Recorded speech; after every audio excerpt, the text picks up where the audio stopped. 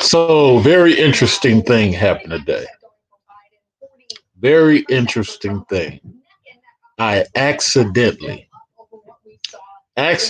bumped into three guys who were first time Trump voters. And how it happened, I was leaving out.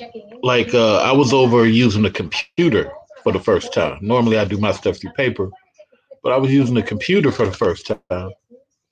And I saw a brother to the right of me.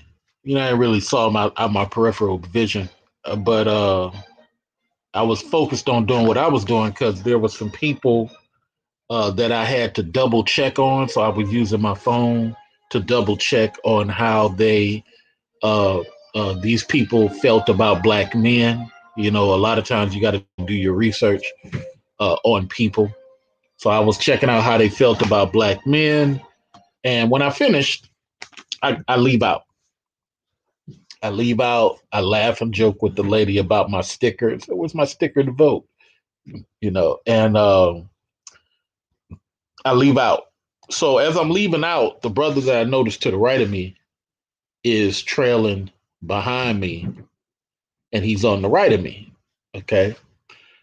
And I just happened to say, "Hey, bro, you are you happy you voted?" So I looked back and said this. I said, "Hey, bro, you happy you voted?"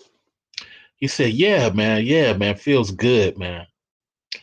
And I didn't know he was a new person to California. He's originally from Georgia. But then I just kept walking, and he said, "Man, let me ask. I know we're not supposed to ask about political, but who did you vote for?" I said, "I voted for Trump." He said, "Me too, man." And we, and he felt so relieved that another black dude had voted for Trump.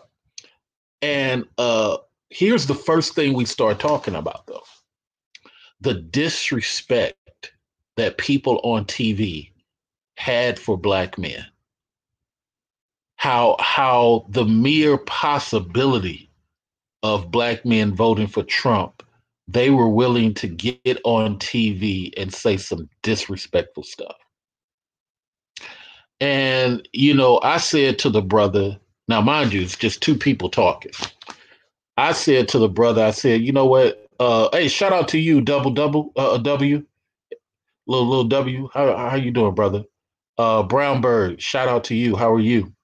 And so I said to the brother, I said, "Yeah, what's so weird is," I said, "if for nothing else, as black men, we need to scare these people into respecting us." So for me, it was a numbers game. So for me, it wasn't about Trump winning. It's about, we need to scare these Dems to get them to realize, don't come on TV and say this stuff to us. Don't send our black women on TV to disrespect us. Okay. And as we're talking, here comes another brother, and he overhears us, and he joins the conversation. So now we got three black dudes accidentally talking, and just so happened for all three of us, first time Trump voters. It's not that none of us like Trump. Here's the funny thing: none of us really like Trump. It was the level of disrespect. Because shout out to Lil Wee and the other people listening. Please click the thumb. I'm saying this so you guys can learn something about something. What we talked about is how the Democrats were pushing Proposition 25. Little W, look up Proposition 25. Brown Bird, look up Proposition 25. How the Democrats were pushing to lock up black men. Proposition 25. And that's when I said to the two brothers, because like I said, mind you, now it's three of us. Okay. I said, yeah, what's so strange is this is from Biden's 2008 plan. And the dude from Georgia said, I didn't even know that. I said, yeah, this is from his 2008 crime plan before he became Barack's vice president. He said, wow. I said, so you got to ask yourself a question. Why are Democrats pushing this no cash bail thing? Why are they pushing that? And black Democrats are not pushing it. See? So here's the three of us holding this conversation, and we're talking about the level of disrespect that as black men we were getting politically. When you wouldn't do that to an Irish person, you wouldn't do that to a Scottish person, you wouldn't do that to a black to a Russian guy. But yet this is happening. And then as we're three of us talking, here comes another guy, and he joined the conversation. So now you got four black guys just stopping their day to hold this political conversation. And guess what? He was not a prior Trump voter either. All four of us were looking at the level of disrespect. And I said to myself, as I walked away to my car after we finished talking, I said, just think about that. The four of us voting at the same poll booth. What is happening across the country for black guys? None of these guys voted for Trump prior. None of these guys cared for Trump. None of them. It was because of the disrespect toward black men. That's the reason that all four did it. It's just amazing. Chat room, any questions? Any questions in the chat room? Chat room, any questions? Any questions in the chat room? So a lot of times I think that people don't understand when it comes to your image, a lot of people don't want to be trashed. And what I'm noticing is this might be a huge now for those people who didn't vote at all. You know what I'm saying? I mean, that's on you. You mean ain't no problem. You willing to do what you want to. For those people who want to get Trump out, I don't have no hate for you. You know, but I wanted the numbers to teach the Democrats a lesson. I think black men have to be feared. You have to be intellectually feared. And I understand people are saying it's important, but here's the funny thing, little we. I've been on some panels recently where the black guys running the panel had one narrative. No matter how bad Biden may treat you, no matter if Biden do lock you up, ignore that. Huh? Now, I've lived through a couple of presidents. I've seen people say the same stuff. Hate Jimmy Carter. We want you to hate Jimmy Carter. Okay, hate Jimmy Carter for what? Well, we want you to hate Jimmy Carter because Ronald Reagan is better. And then Ronald Reagan gets in there and he puts crack cocaine on the streets. Wasn't no crack cocaine on the streets, Brown Bird, before Ronald Reagan, but they told us to hate Jimmy Carter. They told us to hate Bush 41. They told us to hate Bush. They told us hate him, hate him, hate him. And then Bill Clinton got in and he treated black people way worse. I don't care who people vote for. You know what? Here's something funny. I'm looking at the numbers right now. Alabama has already went to Trump. Mississippi has already went to Trump. Let me just talk about that for a second. Alabama, Mississippi. In the places where black people are, black people have to realize we're doing too much talking. We're not in control of things the way we talk. With all the black people in Mississippi, how did it go to Trump? With all the black people in Alabama, how did it go to Trump? That's because there's a lot of black independent people, but black selfish people will never beat families. White families, white people operate on group theory. Okay. They operate, Jonathan says, I'm here because my dad cussed me out on Biden versus Trump. Hey, it is what it is.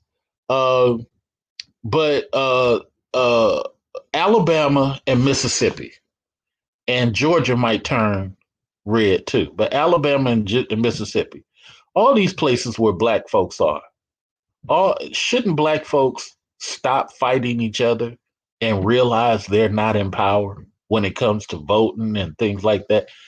You need to get together. And I swear to you, if I was to sacrifice my life like Martin Luther King and try to help black folks, I would be surrounded by a bunch of black people who say it can't be done. South Carolina. South Carolina helped Biden become the nominee. But guess what? It just went to Trump. Biden got Vermont, Virginia. Virginia was a good hit for him. He better get Pennsylvania. Biden better get Pennsylvania. If he don't get Pennsylvania, it might be a loss. I'm looking at it right now. Ohio may go Biden. That would be good for him. Michigan and Illinois. Okay, Illinois. That's going to be what it's going to be. I already knew Illinois might. Yeah, it looks like Biden is going to get Illinois. Kansas will go to Trump. Oklahoma already went to Trump. Texas. Texas right now, Biden is leading in Texas right now. But, I really don't count none of this stuff until tomorrow morning at 10 a.m. Tomorrow morning at 10 a.m., we will know what's what. Real Deal says he voted Trump. Okay, that's 5 people I know that are first-time Trump voters. If Trump wins in Florida, it's a wrap. If he wins Florida and if he wins, what's that other one? Florida and Pennsylvania. Pennsylvania right now is turning blue. So he looks like it's too close to call in Florida. Florida is always too close to call. But that's because they suppress the vote so much. One thing about Republicans, when they suppress the vote, Republicans suppress the vote, but what they don't realize is a lot of times you're suppressing black people under the assumption that all of them vote Democratic only, and then sometimes you're hurting yourself.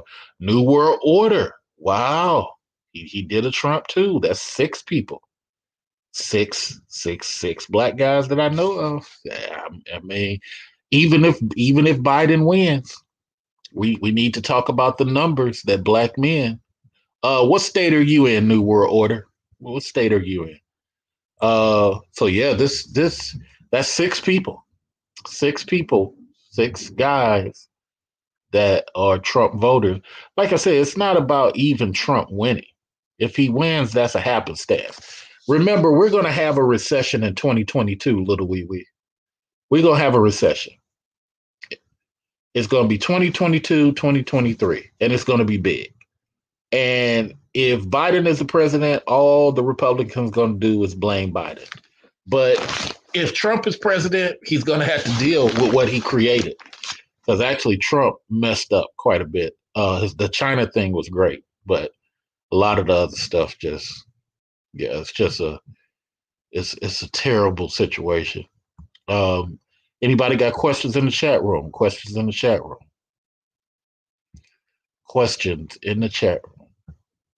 So that looks like 6 black guys who voted for Trump. And, like I said, the 3 black guys that I spoke with, it was mostly about the numbers. Got to show the Democrats not to play like that. Oh, Georgia. Now, see, NWO is in Georgia. Oh, man, Justin voted Trump the first time. That's 7 people. Wow. What state are you in, Justin? New World Order. Here's the funny thing about Georgia, man. The people in Georgia got to start taking over Georgia. What do you feel about that New World Order? The people in Georgia, they have to stop talking about Atlanta. There's the mountains of Georgia. There's Alpharetta. There's Stonebridge. Stockbridge. There's they got black folks are not dominating New World Order the way they should in Georgia. Justin, what state are you in, Justin H? What state are you in? Why do boomers love Democrats so much? Because the history that Republicans have verbally. Uh, Republicans tend to verbally disrespect black folks since Fox News has been created. Before Fox News was created, it wasn't as bad. But when Fox News was created under Dick Cheney, um, Brown Bird says, I didn't vote, I just flew home. What state are you in, Brown Bird? What state are you in, Brown Bird? Um, Alabama. Okay, absolutely. Um, so seems like a lot of you guys in Alabama, you voted for Trump hard. I mean, hey, you know, I think Biden hasn't just needs to make a better sales pitch, man. I mean, I don't know what Biden is trying to do. Brown Bird, what state are you in? Um, so it looks like quite a few people were first time Trump supporters, from what I'm hearing, and I wonder how the numbers are going to look on that because it's going to be interesting to see how people respond once they see the black male numbers. I like I said, I'm just really eager to hear how they respond to the black male numbers when they see black males um, doing whatever it is they've done. How will they receive that? Will they receive that like, oh wow, we need to change. We need to do something way better than what we're doing when it comes to black males. Because see, like I said all the time, I want to see black males win. I want to see black males win. The only way that happens is if you're feared, not when you're negotiating. The only way that happens is when you're feared. Because clearly, as you can see, when they, even your own black women will turn against you if you're not feared. And you got to be in a position where you're not feared through anger or violence. You're feared mentally. You're feared mentally. That's what you guys got to. So Brownberg said New York, New York. Biden needed to do better. Well, Brownbird, well, let me ask everybody this. How does everybody feel about Proposition 25? Proposition 25, no cash bail. How does everybody feel about no cash bail? Where you can just sit in jail for 30 to 90 days while you wait for your court date because you can't bail yourself out. How does everybody feel about that? Brown Bird also says I couldn't get behind his main agendas and policies to see how effective it would be. I know because, you got the Democrats trying to lock you up right now with Proposition 25. It's a weird space. Oh wow, yeah. Kanye West was running. You voted for Kanye West, no doubt. And you know what? People didn't like that Kanye did that, but actually, Kanye doing that is a smart move for Kanye because even if he's not serious about politics, it puts his name in the record books for a weird reason, but it puts his name in a record book. I did a write-in. I voted myself in some of these things that were running. Because I don't know. I might have to run for something locally for my district or something in the future. Uh, get off the female train, huh? Brown Bird says, get off the train, huh? I feel you. I feel you. Um, yeah, so like I said, that sounds like 7 to 8 people, man, who uh, definitely uh, have a different take on how they doing this thing. I mean, you can't keep doing it the same way. You know what? I need to take a trip out to Michigan. I need to fly out to Michigan and just enjoy something for the weekend. I haven't had no reason to go back to Detroit. But I don't know. I just feel like I got to go fly out there and do something different. I'm coming to Atlanta. I'm flying to Atlanta probably next weekend. Um, Jonathan says, I'm starting to look at boomers funny when they don't want to call out. Yeah, yeah, when they don't want to call people out. That's weird. That's weird. It's really weird when you don't want to call people out. Just like I talked about, I think her name is Karen Reese, who's in charge of Black Caucus right now. We got to hold her accountable. I mean, it's like a catch-22. Hey, New York Brown Bird, you totally understand it. Raw B, you know what? Raw B, I'm gonna send you this quick link. Uh, chop it up with you. Um, so I have ran into. So now this is 8 people who voted for Trump, and it's like it's a weird thing for people because nobody's, how can I say it? No, people have to understand, man, when it comes to these type of things. I didn't like how black men were played. I'm gonna say it again. I didn't like how black men were attacked by our women, and for me, it's all strategic for me. It's all strategic for me. Uh, Jonathan says Jesse Helms. Yeah, Ku Klux Klan guy, Jesse Helms. Yeah, nobody wanted to call that out either. Check your email, Rob B. Rob B, check your email. So if he goes again, he'd be more established. It's the economy is going to crash in 2022. Period. It's just going to happen. What you got to understand is every 10 years, something chaotic happens, either to black people or to America as a whole. Justin says definitely no on Proposition 25. But here's my question, Justin. Why did the Democrats put that out? Democrats know women like Raw B don't get arrested as much because there's not the holding facility for women is it's not large. The federal jails, the county jails are, but the other areas are not. Let me talk this with you, Raw B. Okay. Have you interacted with the prison system? Yes, I have actually.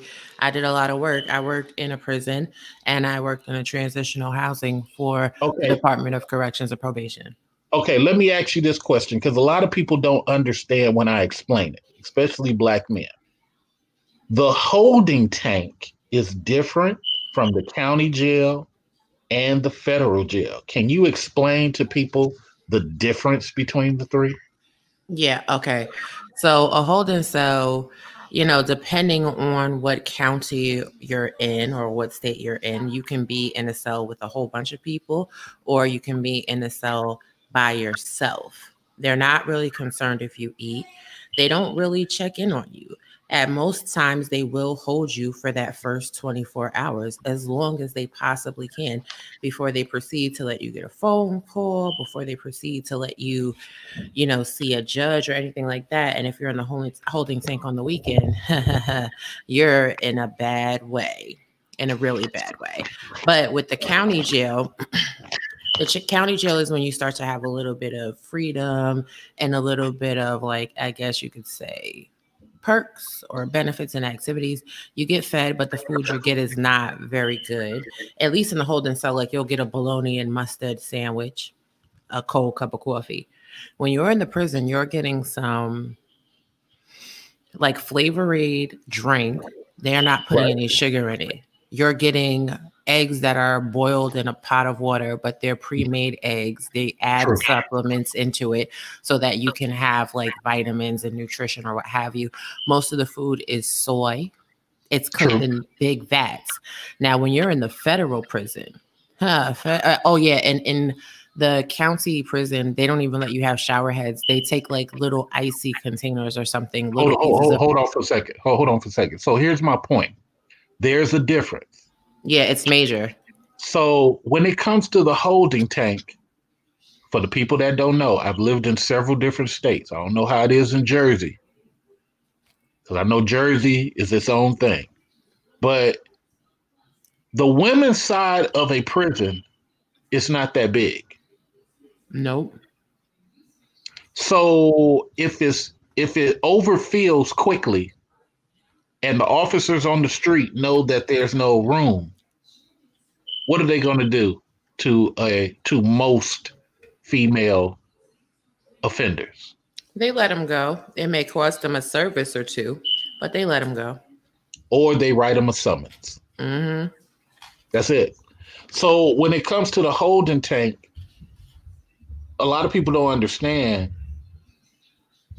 it. The 1/5 of the jail, sometimes 1/3, 1/5 of the jail is for women, and it's not that big. 30 to 100, maybe 200 tops. That's it. And once you max that out, there's no way to put them. I've been in jail, like Atlanta's jail is only 30 women or 45 women is max. Atlanta, downtown Atlanta, 45 for the women. The rest of the jail, the rest of the 1,000 something jail is for the guys. It sure is. Right. So let me ask you about this thing that Nick put in. I disagree with it, but I don't want to mislead your answer. He says Black men are not going to be respected voting for the man calling them low IQ. Well, let me say this. Verbally calling me low IQ and then putting policies against me is two different things. But let me continue. Black men should have gotten on code and boycotted or down ballot. That doesn't go in the history books. But what do you think, Robbie? I think that a lot of Black people are being very emotional this election. I know several Black people that aren't voting at all, and that's exactly what they want you to do. That's right. They want you not to vote. So this person, Nick, saying don't vote. Well, I'm gonna tell you, I'm a longtime conservative. They don't want you to vote. So you're doing more so what they want you to do. But to each their own. What else you say, Robbie? I say this, they've been going pretty hard to get the Black vote or to make the appearance of getting the Black vote. So why is it that Black people talk about they're going to stay home? Do you think that it is by a mistake that they want your vote, or they've been championing so hard, telling you to get your booty to the poll and all of this and all of that? No, there's a lot of power in the Black community. And once we realize that and start really utilizing that power, we'll be a force to be reckoned with. Well, but here's how I answer Nick's message. Nobody has ever got on the news and says, look how many Black men stayed home. Nobody has ever written a newspaper and said, look how many Black people down balloted. No. Look how many points they went in the opposite direction. That's what makes the news. Look how many Black women voted this year or last cycle. Look how many Black men voted last cycle. That stuff gets the news. Down ballot doesn't mean anything. I've been in politics since the late 80s. I've never used the term down ballot because it doesn't mean anything. But educate me, Robbie. The mic is yours. I don't know what that means either. Like, I've been hearing that a lot. Oh, well, if you don't want to vote for either, go and down vote. What? Have you people lost your head? Have you lost your mind? I can tell you today, I went out to the polls and there wasn't no option to down vote. It was choose one. Choose one. And, A lot of people don't do any research, and that's why they're concerned with downvoting or not voting in this election. You do understand that not voting for one is assuring a victory for the other. The race right now is neck and neck. We're talking about 50% Trump, 49% Biden. And Biden has called Black people super terrorists. He introduced bills that would make you 3-time offenders. Kamala Harris had time while she was in the Attorney General's office in California to write legislation to stop police brutality. She chose not to do so. She has said she's not going to do anything specific for Black people. So while everybody hates on President Trump just doesn't care about the poor. He doesn't. He likes the people that are wealthy, which means he's not a racist. He's a classist. And there is a difference. Yeah, I agree with that. Let me ask you this question. And just a little correction. You said super terrorist. He said predators. Oh, yes, you're right. I'm sorry. Same difference to me. Yeah, same difference. But just because you're on the research show, I had to correct that one. It is predator. Thank you. How do you feel about Proposition 25, no cash bail? Your husband gets arrested. Your husband probably got the evidence at home. All right. Mm-hmm. You can't bring it down to the bail bondsman because ain't no more bail bondsman. It ain't no more bail. So Democrats want to get rid of the bail bondsman.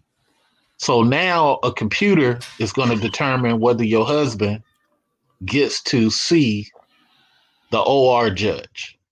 And we don't have no timeline on how long that take, but instead of arraignment court, they're going to be going to the computer. Okay, see, I dig into the details, ladies and gentlemen.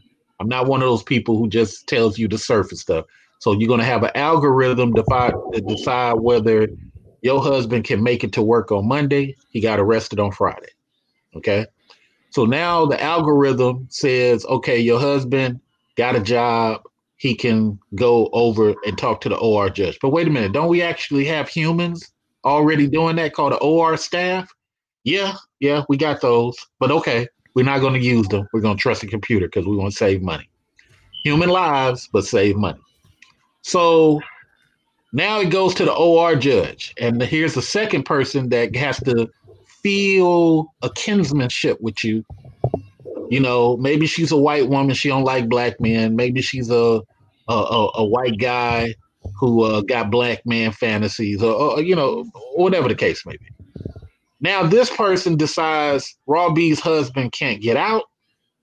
Raw B husband has no choice but to stay in 30 to 90 days until his real court date happens. Now, somebody was saying, yeah, but the speedy trial and so on and so forth. No, speedy trial happened when you got your arraignment. It said you can see a judge. It didn't say they're going to run your case. That's two totally different things. They will allow you to plead. Once you plead, you've met the satisfaction of a speedy trial. Your trial has started. People don't know that. That's how people get stuck in the jail and stuck in holding facilities or county jails for years, like in New York City, waiting to go and see a trial judge. They've already met the threshold. You're absolutely correct. I can't believe that many people don't know that fact of law. Well, what's so funny is most of the people who's saying this stuff claims that Mr. Research ain't hood. I had to tell this dude. I said, dude, back in the days, I would have slept in a garbage can, or one of the big garbage cans all night, just to wait for you to get home to get your ass. You better quit fucking with me. Because I said, well, your voice don't sound, dude. Don't get caught up in voices. Don't get caught up in that shit. Shit. I said Nicky Barnes was a nerd. So what your boy Preem was a nerd. A shy nerd at that. Who was that other cat? Golly. There was a rapper named after him. Starts with an A. Al Capone. No, black dude. Uh, is it AC? Yeah, AC. Oh yeah. AC.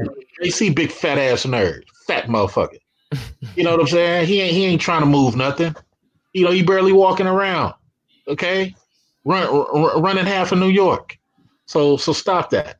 So it just amazes when these dudes make these claims, but see, like I try to tell single mothers, your son get out in the streets and he gets shot because he hasn't learned mouth control. He out here with a bunch of cats who are out thinking, left and right, out thinking. The cats who out there to make money, they in the wrong line of business. It ain't about making money. It's about coming up so you can do something legal. So you're going against dudes who want to make money to shine versus dudes who want to make money to do something legal. You'll never beat the guy who's trying to do something to make something legal because his motives is totally different than yours. His whole strategy is different. Totally different. People was like, man, how did you make 60,000? I said, dude, we wasn't out there to shine. We wasn't out there to shine. We was out. Go ahead. But I call those type of men the pretty thugs. See, you got to be smart. And if you're going to be in the street, you got to be in the street still holding down a job. That way, God forbid something goes wrong, you can account for your money. Now, here's the drawback with me as a teenager. I didn't start working legal until I quit doing dirt. But I understand your point because I did think about trying to get a UPS job. Yeah, but go ahead. Mm-hmm. Yeah, because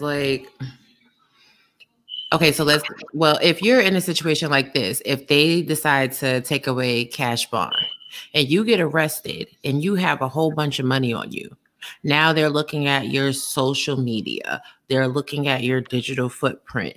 There's no feasible reason for you to have this type of money. So they're going to automatically assume that it's illegal. So you're going to be stuck in jail. Right. And they can seize it for a good 3 years just for investigative purposes.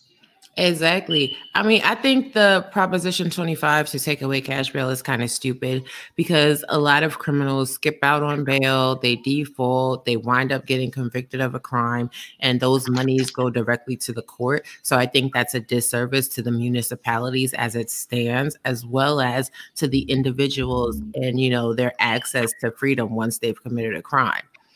Well, I disagree. I think it's a great money-making scheme. You get somebody to sit and wait for court 30 to 90 days.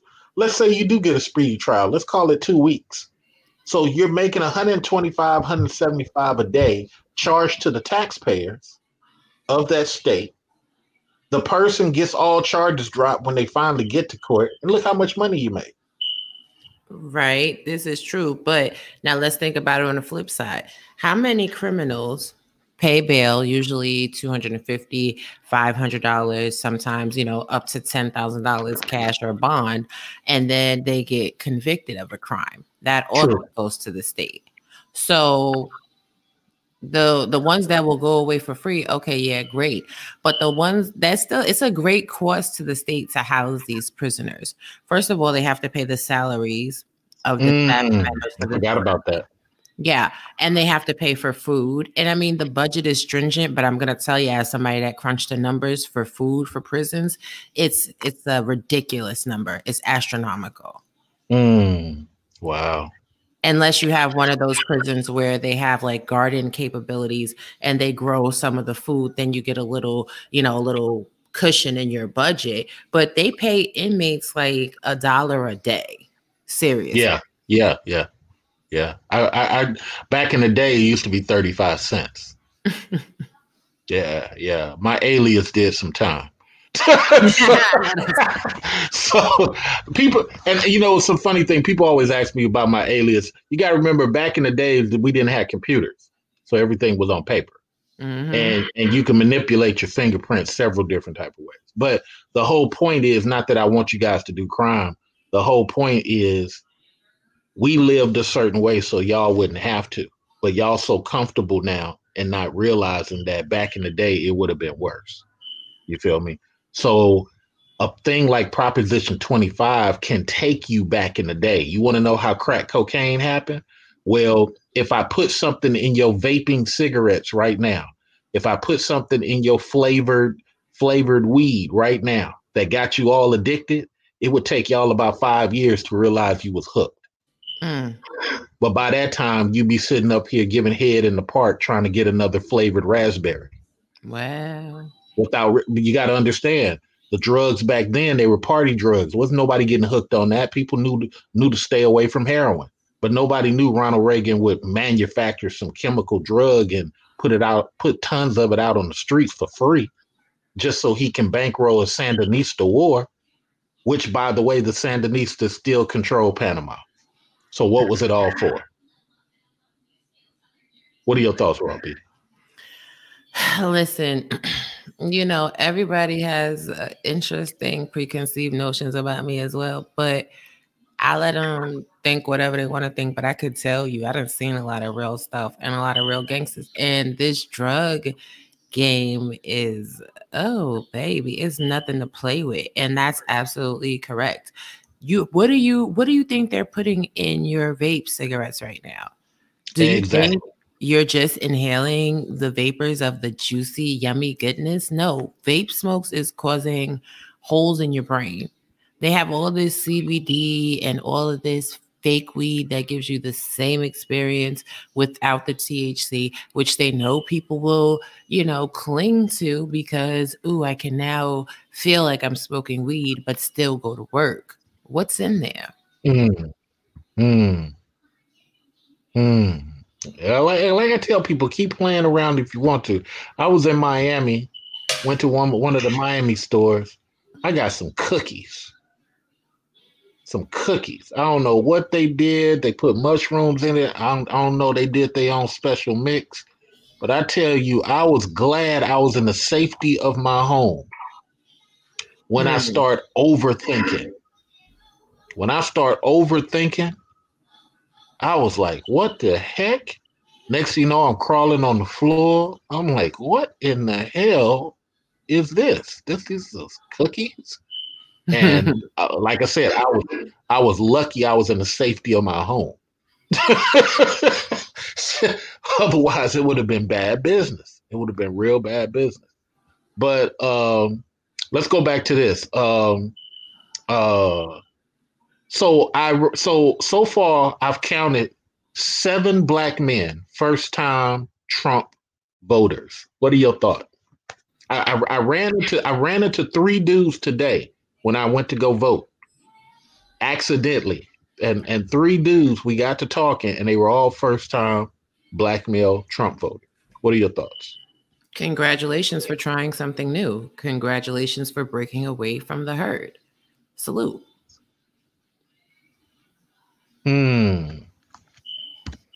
Well, like I said, my whole thing is if nothing else, even if Biden wins, they're going to look at those numbers and they're going to be like, oh shit. Right. That's what I want more than anything. It ain't even about Trump winning. I want them to look at the numbers and be like, oh shit. We better start promising these cats some shit, because god damn. And then go ahead. I'm going to tell you this right now. President Trump is ahead in the electoral map. Right now, there are 306 Republican Electoral College votes, 232 Democratic, and President Trump is leading in South Carolina, West Virginia, Kentucky, Tennessee, Alabama, Mississippi, Arkansas, and Oklahoma. Biden has taken Illinois, Virginia, and Vermont. And I don't know. I think Trump holding the steady red line is really major because it's already 8 o'clock. It's 6 o'clock in California. So which states do you think are going to swing it? All right. So let me go back to my map. So the one to really be concerned about is Pennsylvania, Arizona, Florida, and Texas. It Hmm. doesn't matter. It doesn't matter if anything else happens. It just doesn't. It's like chess. Everybody taking their queens off the board, their rooks off the board, their bishops off the board. That's all that matters. Oh, I'm sorry. Let me correct myself. Let me correct myself. That was the final vote for the 2016 with the 232 Democrats and the 306 Republicans. I apologize. Right now it's 61 Republicans, 85 Democrats. Right. True. So the only thing that really matters, Pennsylvania right now looks blue. Oh wow, looks blue by a lot. 77 to 20%. Okay. Florida looks red. Oh, Hmm. but it's too close to call. It's 50-48. Uh Texas is 50-48, but it's swinging blue. So if he loses Pennsylvania, that will be bad for Trump because Pennsylvania would have been a game changer. He would really need to do Florida, Texas, and Arizona just to pretty much lock himself in. It would have been good if he had Pennsylvania, Florida, and Texas. Then he wouldn't really need Arizona. But if he loses Pennsylvania, he's gonna have to get Arizona. So that's how I look at it. Well, I mean, either way, I'm proud of our people that have actually gone out to vote today that had stepped outside of traditional party lines because that's just you shouldn't be voting based on the color of your skin. You should be voting based on the political agendas and how it will affect your life. True, true. But that takes for people to start investigating locally. Like on my and you might find it interesting. I did 9 videos today on the Uh, different measures, measure W, measure Y. I broke those things down. I broke down propositions and how it affects black men, and also black people, but black men primarily. And that type of stuff we need to be discussing, beyond dating and women. We need to be talking power. Go ahead. well, talk power, please. I've been waiting. And I mean, honestly, there are very few channels on this platform that actually talk about progressive thinking, that talk about legacy wealth, that talk about how to, you know, establish more power for our community in politics. People are just ridiculously ignorant to what is going on in the world around them. And it really makes me sad. Like, this election has been very historical in the fact that a lot of people are talking about politics on a whole bunch of different levels, whereas before people had no clue. And I welcome the novice politicians, you know what I'm saying, the novice political pundits, because at least they're starting to wake up and pay attention. I think if Trump loses this election, it will be because he played a game of chicken with the American people. Honestly, I think he should have just signed that stimulus into law, and that would have guaranteed him a victory. Yeah, I mean, it would have been better for him to how can I say it? It would have been better for him to do a little bit more to solidify. Oh, hold on. Something is playing. Okay. It would have been better for him to solidify one or two more things, which he could have easily did. And I will give Democrats and liberals that kudos to that. It would have been easy for him to do another Cory Booker bill because that bill is Cory Booker's, and Kim Kardashian pushed that situation through. It would have been easy for him to do another one, and that basically would have give him more, solidification. But to each their own. Let me go to this question. Malcolm Reynolds said, also, what about innocent people? What about them? Democrats don't really care about that. Who get pulled into the criminal system? 1994 crime bill, bro. And the court would easily prove them innocent. No, proven innocent is not easy no more. You got to have your money together to prove innocent. That's why so many people just accept pleas so they can get out. Shouldn't they have an option to bail out until trial? Hey, you got to ask Proposition 25 creators. Ask Nancy Pelosi. What are your thoughts, Robbie? I know plenty of people that are good and guilty and have walked away hands clean because they had a paid attorney. Law is not about what you know, it's about what you can prove. It's about, can you create reasonable doubt? If you can create reasonable doubt, you can be guilty of sin, but you'll be free. If somebody is innocent and people can create a doubt that they might be guilty, they could go to jail forever. Or have you guys not paid attention to how many convictions have been overturned due to DNA evidence?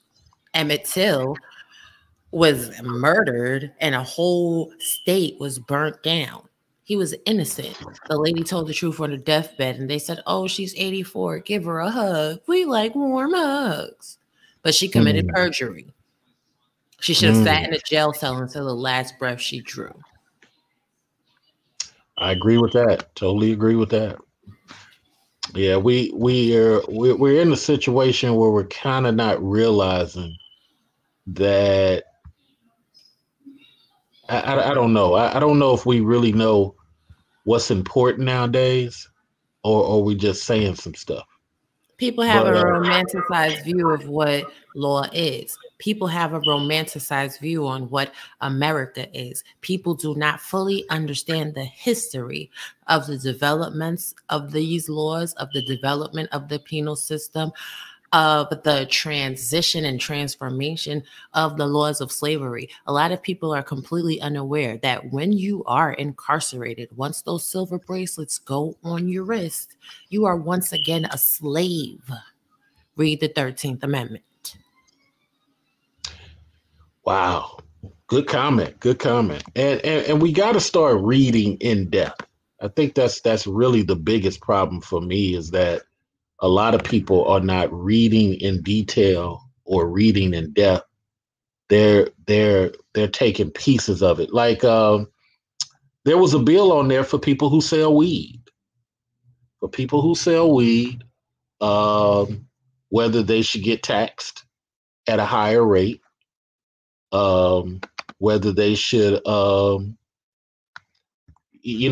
for me, I just don't see why it would be a problem. Go ahead and move that money over to the consumer, because they want to buy weed. It don't matter if it's $20 or $25. They gonna buy it. You know what I'm saying? So, and I know for locally, because I pay attention, we've used that money to buy new engines for our fire department, and things of that nature. What do you say to that? I say that the whole legal marijuana situation is disturbing at best to me. How many African American people, Hispanic people are in jail right now serving time, big time, especially if they got caught up on that 3-time loser charge for selling and distributing marijuana. Now the government wants to put their hands on it and then get all of this revenue from it. So do you really want to be smoking weed right about now? You might want to stop. You might want to stop, because is weed now a GMO? Is it genetically modified? I told people, true story. I told people a long time ago, if the government ever starts to legalize weed, I'm going to have to, you know what I'm saying, advise people not to smoke it. Because again, these distilleries, these farms, they're regulated by the government. You have to have a certain clearance in order to even get a license. And mind you, a lot of the farms are not really being owned and operated by people of color and minorities. They're being owned and operated by the opposite, the prevailing class. They're the ones getting these licenses, having these dispensaries, making all of this money. So now they're going to sell you what you like at an inflated price and probably kill you. Tuskegee experiments, anyone?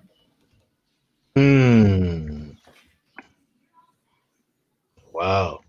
All right. Let's get us some more people in here. Hold on for a second. I was trying to do something while you were speaking these eloquent words. Thank you. Oh, nobody else is waiting. Okay, I thought somebody else was waiting. I think Real Deal Financial put his. I sent him an email. I sent him an email. Yeah, I sent him an email. So here's another question. So I saw on Measure Y, and I did a breakdown video of Measure Y. People can check it in the archives. But remember, Lotto was supposed to take some of its money and give it to schools. Mm-hmm. So why does Measure Y need to happen? Fix our road, fix our buildings, and fix this. And I'm like, wait a minute, hold on. Why does that matter? Because you got so many mechanisms in place for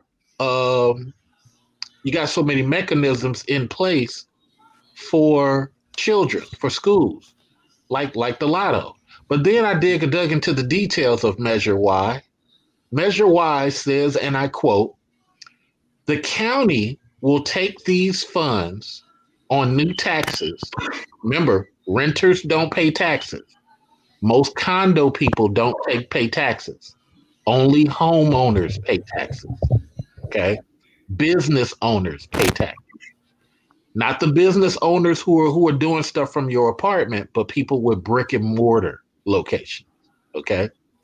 Unless you file like a business, you may pay at the end of the year. But nevertheless, all this Measure Y money, when I dug into the details, it says they will collect the money, and it's not for any specific organization or issue. The city will decide where they allocate that money to. What are your thoughts on that, Raw B? And then we'll go around the panel to the rest of the people and ask them their thoughts. It seems like a big bag of BS to me. But you have to understand the Lotto system is supposed to put money into FAFSA and TAP and Pell. So if people, and I know people, personally know people that spend hundreds of dollars a day on Lotto. And that's like, you know what I'm saying, a handful of people. If everybody is spending, let's say at a minimum $25 a day, that means you have about a couple $100,000 per capita. Why are we only giving people $500 grants, or, you know what I'm saying, a couple $1,000 grants? Why do we have impoverished neighborhoods? Like, this is a money grab. They're not concerned with the little people. They're not concerned with the poor neighborhoods. They're not concerned with the roads. They're beating you in the head. Go on ahead and vote for it if you want to.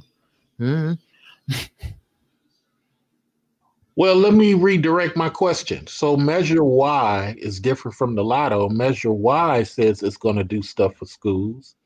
But when you read the details, it says it's going to hold the money and county officials will decide what to do with it. It doesn't say anything about schools on Measure Y. But it has all this marketing paraphernalia showing little kids and little black boys raising their hand and right, like how I said, it's a money grab. They're beating you in the head. What that is in hood speak is, we finna take this money, we gonna put it in the county official's pocket. So when you see them in a big breezy mansion and you see their children at a private school getting the best education, know that it's coming from your taxpayer dollar. Absolutely. Actual factual. What are your thoughts, actual factual? And then we'll go to Jonathan. Actual factual. Can you hear me? Good evening. Yes, sir. You got your microphone fixed. Go ahead, sir. Okay. All right. Thank you. Measure Y. Wait. And let me acknowledge you on your, I know it was for our sessions, but let me acknowledge you on your Cash App things. I appreciate you respecting the time and the information that you got, man. So thank you very much, sir. Yeah. For all everybody, if you're listening, if you believe in black business, business in general, please pay the people. Literally pay the people for their services. And I believe if the person is doing an excellent job as far as doing business with them, pay them accordingly. Don't play with that. I've met so many people in these encounters trying to strive to do black business in particular, where it was less than satisfactory as far as that exchange. Hmm. And I wanted to say this, and I said this before. I said this in public, but I say this online. Let me tell you, brother, something. Brothers talk a lot about Pookies, talk real bad about Pookies in this space. But let me tell you something. All the older men who were quote unquote, who you call Pookies in this space, we call them OGs. Them brothers paid me on time, and they paid a mess out of me. All right. There you go. So that's to all brothers in this space. I just wanted to say that. Thank you. So tell me about Measure Y and the switcheroo that goes on with the little black boy raising his hand and, hey, if you let us tax you a little bit more actual factual, this money is going to go to schools to fix rooftops and all that type of stuff. Well, I'm looking at Measure Y right now. What in particular are you saying to doing the switcheroo? Because I'm looking at it said it supports an ordinance as far as growth management restrictions for you guys like all right. that system. So you got to go. Well, it depends on what state you're in. What state are you in?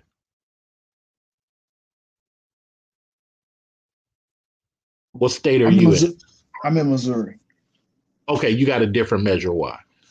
So this particular Measure Y is saying that it's going to help fix school roofs and what have you. But I want to look into that Missouri one for you when Jonathan starts speaking. But it got that Measure Y here in California. It has it's for the schools, but then you look into the detail, and it finds out that the county's going to collect your taxes, actual factual, and they'll decide what to do with it. There's no mention of schools in that conversation. What are your thoughts? Yeah, I'm reading it right now for the city of Tracy, California, and it's saying that, excuse me, for exempting development projects in transit areas, commuter trails, you guys link system that you guys have, and it's taking based on the housing designated 10%. According to this, so you guys were speaking about taxes on property tax.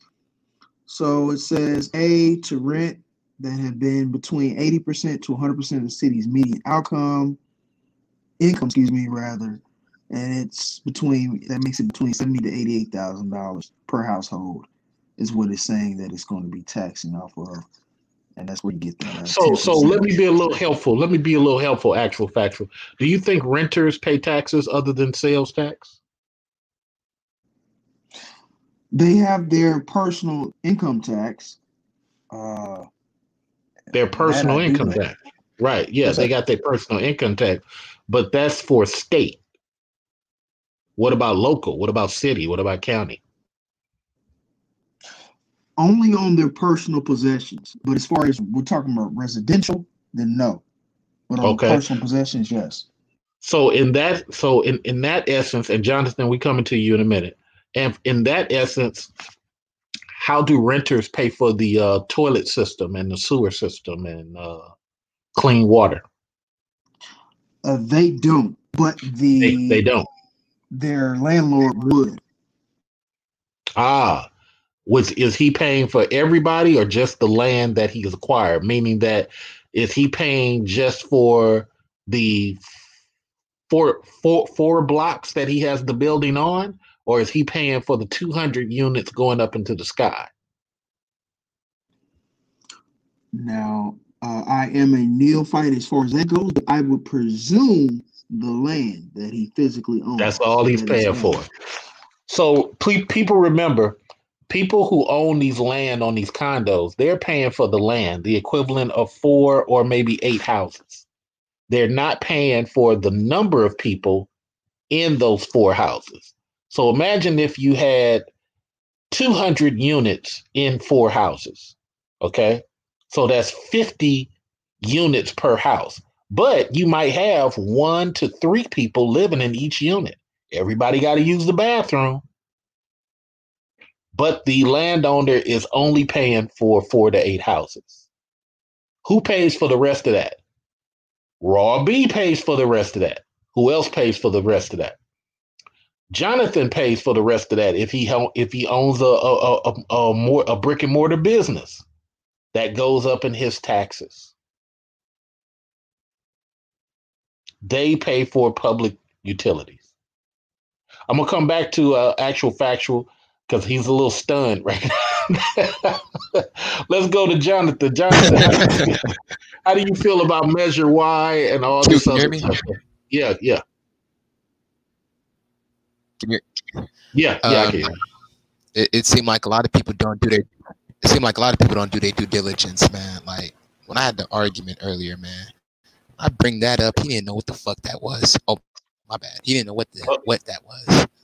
Your dad didn't know what it was? They, like you said, man, they capitalized off of us not knowing. Nope. Hell no. He was on the phone. Hold on. Let me give a little 40 backstory. minutes. And I said, what? Hold on. Let me get a little backstory. So Jonathan's dad is former military, and he's achieved some great things.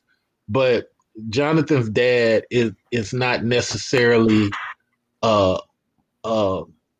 researched on stuff he may believe. So this is Jonathan's constant struggle. It's trying to talk with. Yes, man. Like I'm looking. Go ahead, Jonathan. Go ahead. Go ahead, man. Like, man, it's a pain, man. Because when I tell him about this, he's just pretty much, we need to get him out. We need to get him out. Okay, cool. So if Biden gets in, are you gonna be able to be happy? All the fuck shit that's gonna happen?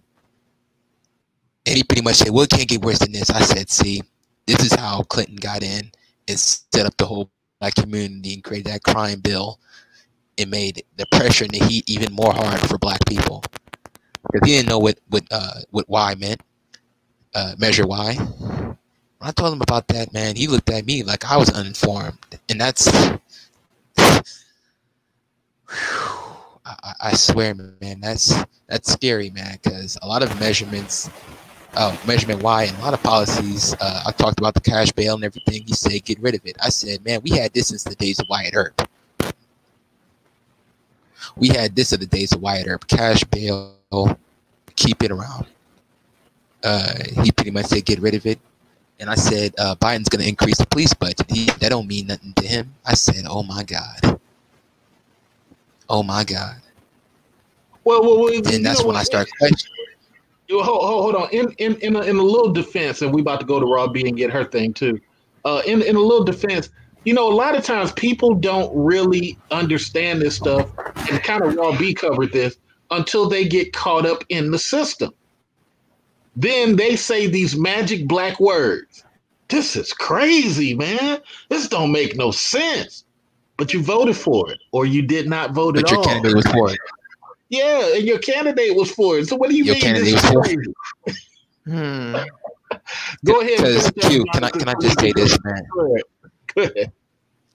Q, can I just say this, man? The thing that pissed me off, and the thing I had to hang up on him was where he said that policy is pandering. And I said, no, words is pandering, policy is acting.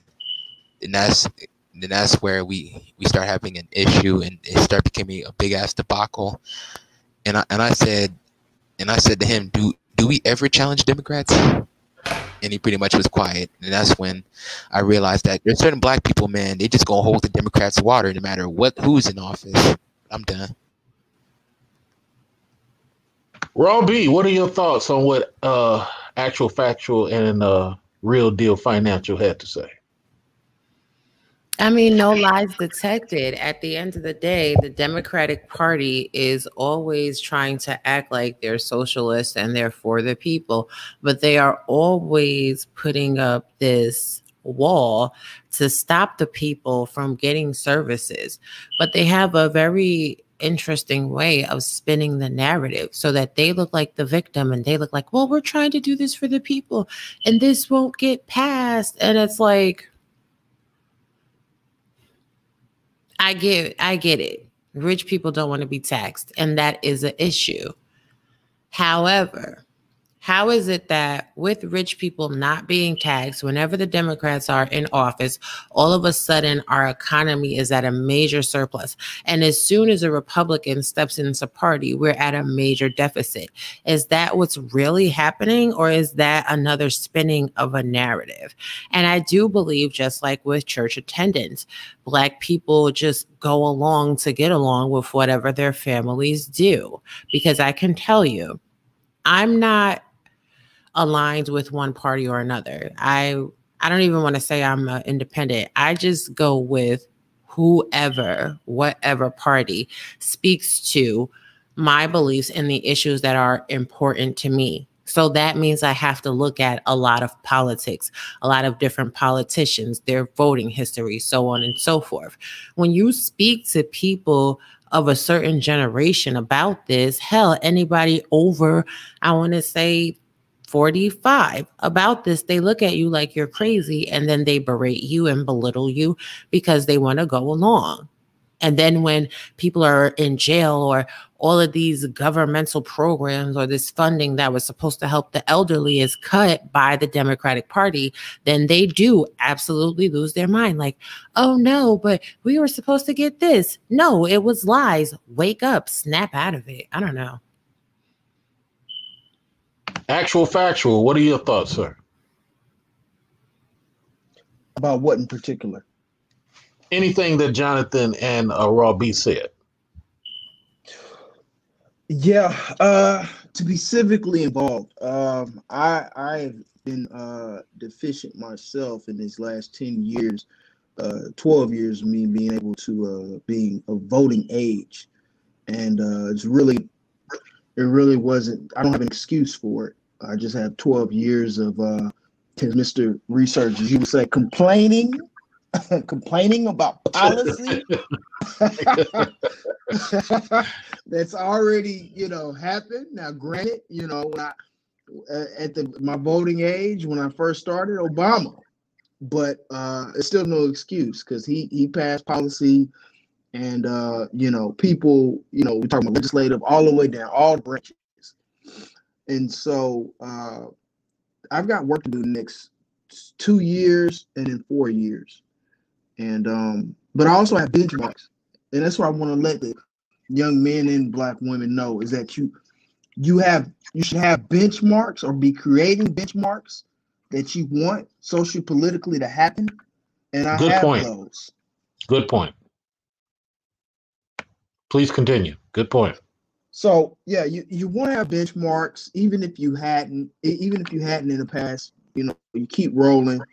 What are my benchmarks? And then who do I want to? Mr. Research talks about. He kind of talks about the process. Going to these places, these dinners, or these. He just said in general, just meetings. He said just go to a meeting. Doing that. And not just, and it's important because I think we get a lot of different voices going in, and you can tell in some of these spaces that it's a lot of rhetoric, but I don't hear a lot of the nuts and bolts of what it actually takes. And so clear away the rhetoric.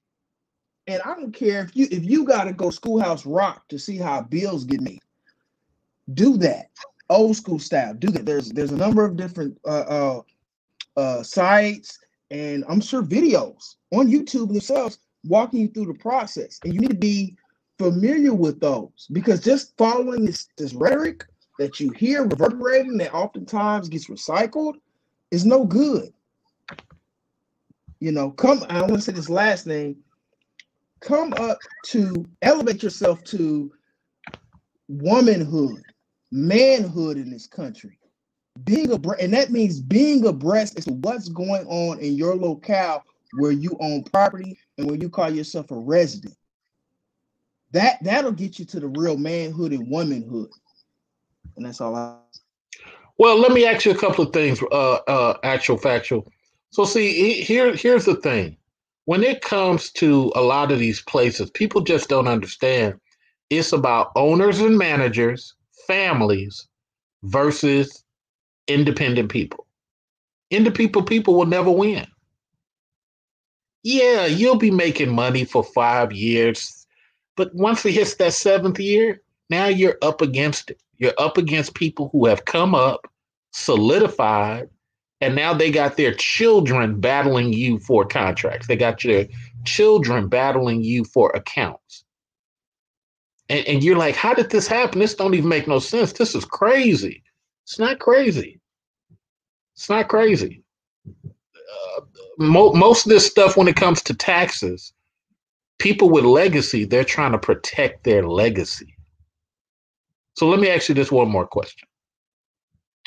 When it comes to Missouri, okay, when it just comes to Missouri, and you're looking at things that are going on in Missouri, like Amendment 3 and Amendment 5, these are Missouri things. People have to understand that you can't just wake up a year later and realize, well, shit, they done raised the taxes on this. What the hell? It's a sugar tax. A sugar tax? Yeah, every time you go to McDonald's and you get a drink that has sugar in it, the state taxes you. Huh? When did this happen? There you go. What are your thoughts on that type of stuff, actual factual? It's highly important. And this is how you can generate enthusiasm within your local electorate, by looking into things like that. You just mentioned that. I'm on my phone. I'm on my using another iPad, looking it up. What's going on? But these are things we should be on top of. They're very important. Very, very highly important. Because what you just said, do we have a complex? Do we all type of things go into it? You're talking about water, sewage, all that stuff. Very highly important. Highly important. Be involved. And as you a brother making money, the renter is not going to pay that. You are, sir. And you see the results. Trust me, as a homeowner in my district and in my state, you see the results. And black folks, black folks come together, and they all, as we kind of get in these complaining parties. Oh man, you see so. Yeah, I see who we got in this house. Oh man, da da da da. Like and it just goes round and round and round. But the thing is that the power that we possess is that either you can directly affect the official that has the power to write these measures in your local or state legislators, even federal legislators, if you be so lucky to have a chance to get that far. Before we go back to Jonathan, let's let the lady of the house speak. Raw B, what are your thoughts on what actual factual said? I mean, I agree. Like these, and I agree with what you said as well. These sneak taxes, these sugar taxes, these water taxes, people that actually own property, own businesses are going to have to pay that. I think that's a valid point. But we need everybody to be voting regardless. And we also need everybody to be participating in the census, because when you don't respond to the census, we don't get the proper representation in Congress and in the Electoral College. This is ridiculous. Like I'm watching right now. And I mean, what you said was a key point, that certain states are important to win because they carry the weight in the Electoral College. But when you really go to these states and you look at the demographics there, the Electoral College is not representative of that. Absolutely. Absolutely. Inquisitive Prince says, make sure you talk about black businesses. Sir, here's the problem with black businesses. They don't want to invest in professional people at the front. Nope. Pay the person who's an outstanding hotel type of personality an extra dollar. Hey, I'm going to pay you an extra dollars to get the fries, the burger, wipe the front, and do the cashier. I want to pay you extra, unlike the cook, because you're the front of the business. No, instead you go get your cousin. Well, Lord have people, mercy. Stop getting your cousin. I'm sorry. I just had to say that. Stop getting your cousin. Please. I'm tired of dealing with that broad and that young man. Oh, God. that's right. Like a lot of people don't realize. Do you realize there are whole institutions of higher learning dedicated to customer service, front of the house, back of the house? There's like a whole business model. And a lot of Black business owners start businesses without a business plan. Please develop a business plan.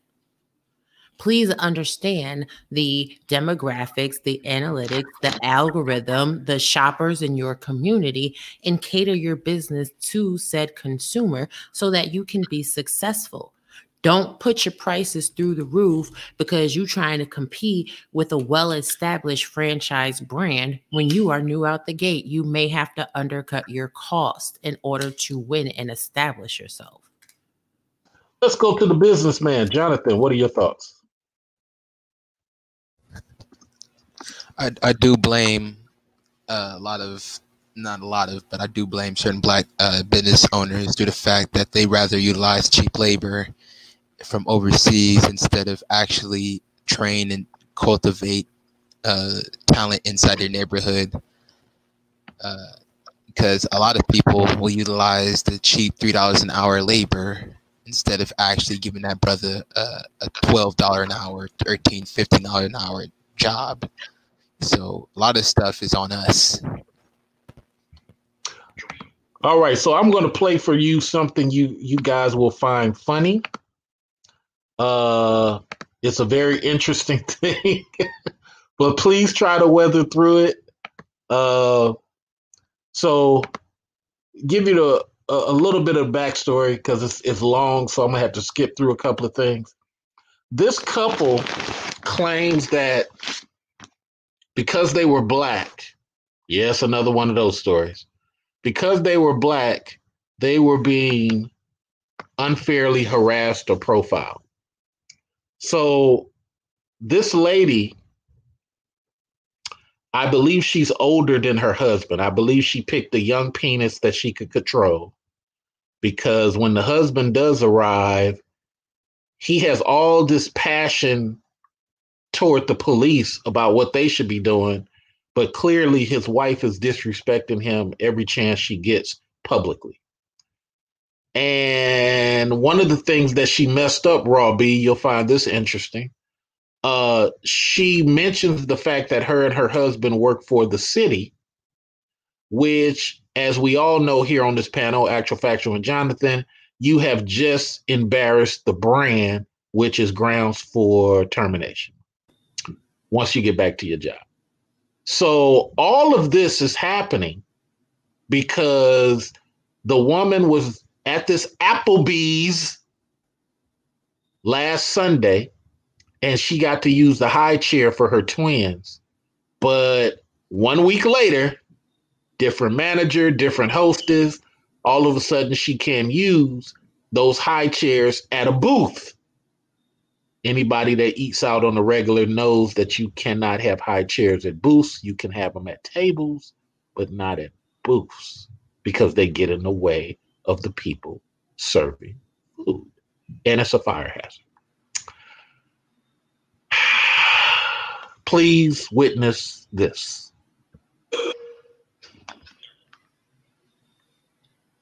And I'm gonna put this on the big screen. This will be worth your time, y'all. It's interesting.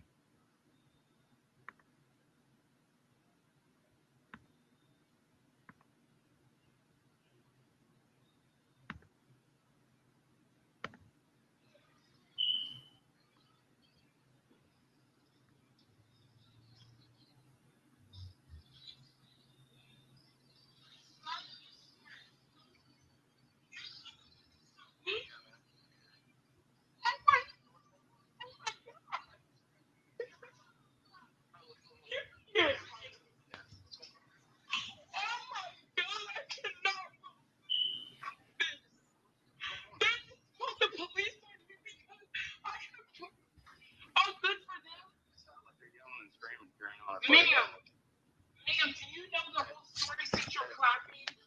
I want you to clap. Notice how she's ignoring the actual police officers and she's talking to a random woman trying to get sisterhood approval because the woman is clapping that the police have finally arrived to remove this person, disturbing her peace. I'm gonna let y'all comment. Just hold on 1 second. And notice the fashionable leopard print. The lady will later claim she's not a ratchet. She's a church going person. This is not her. Just all the classic stuff. And this is why y'all need to go to Raw B and some other feminine women and take some feminine classes. Y'all really do. But here we go. And really, I'm gonna get on the husband's ass when he comes into the picture because this dude is wow. But I'm gonna let y'all comment. Just hold on.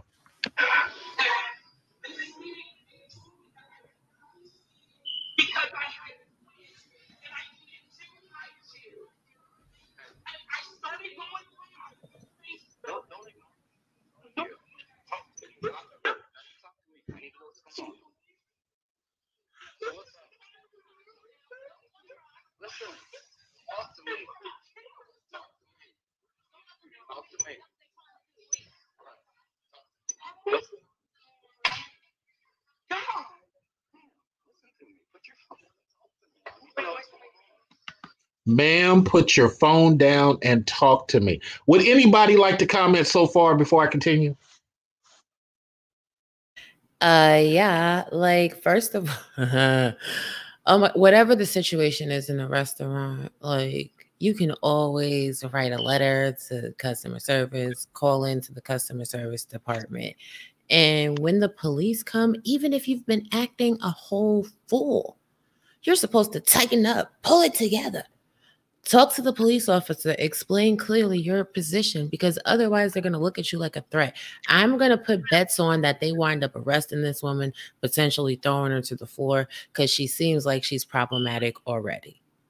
So let me answer that. The husband, when the cop tells him that he can write corporate, the husband says, "No, I want you guys to go in there."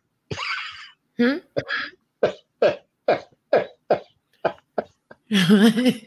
husband, the leader of the household, actual factual Jonathan, the leader of the household says, "No, officer, I don't want to write to corporate. I want you to go in there." Oh shit, my bad. I thought it was muted. Hold on. Let me continue. No, I do care because what it is though, the customer's thinking. Can I go? No, I need to go. I went live on what was. Now, when I tell you going live on Facebook is going to play into this several times. I'm going live again. Okay, fine. Please talk to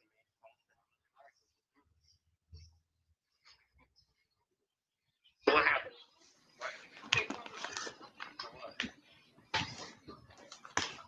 Man, it's 7.0. I'm trying. You need to put your phone down. When I'm here. I ain't going to TikTok.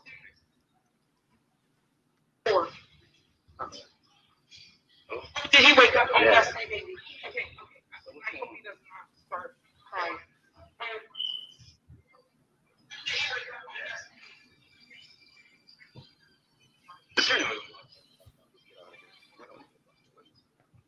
No, we can't. They're making me seem like no, they didn't even ask me to leave. No, they didn't ask me to leave. Why would they ever ask me to leave? Okay. So I'm sure that you guys seen the first live video. Now,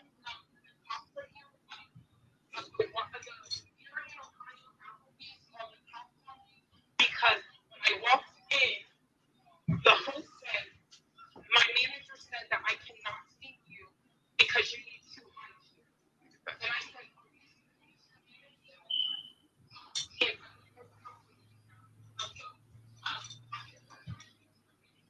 You guys.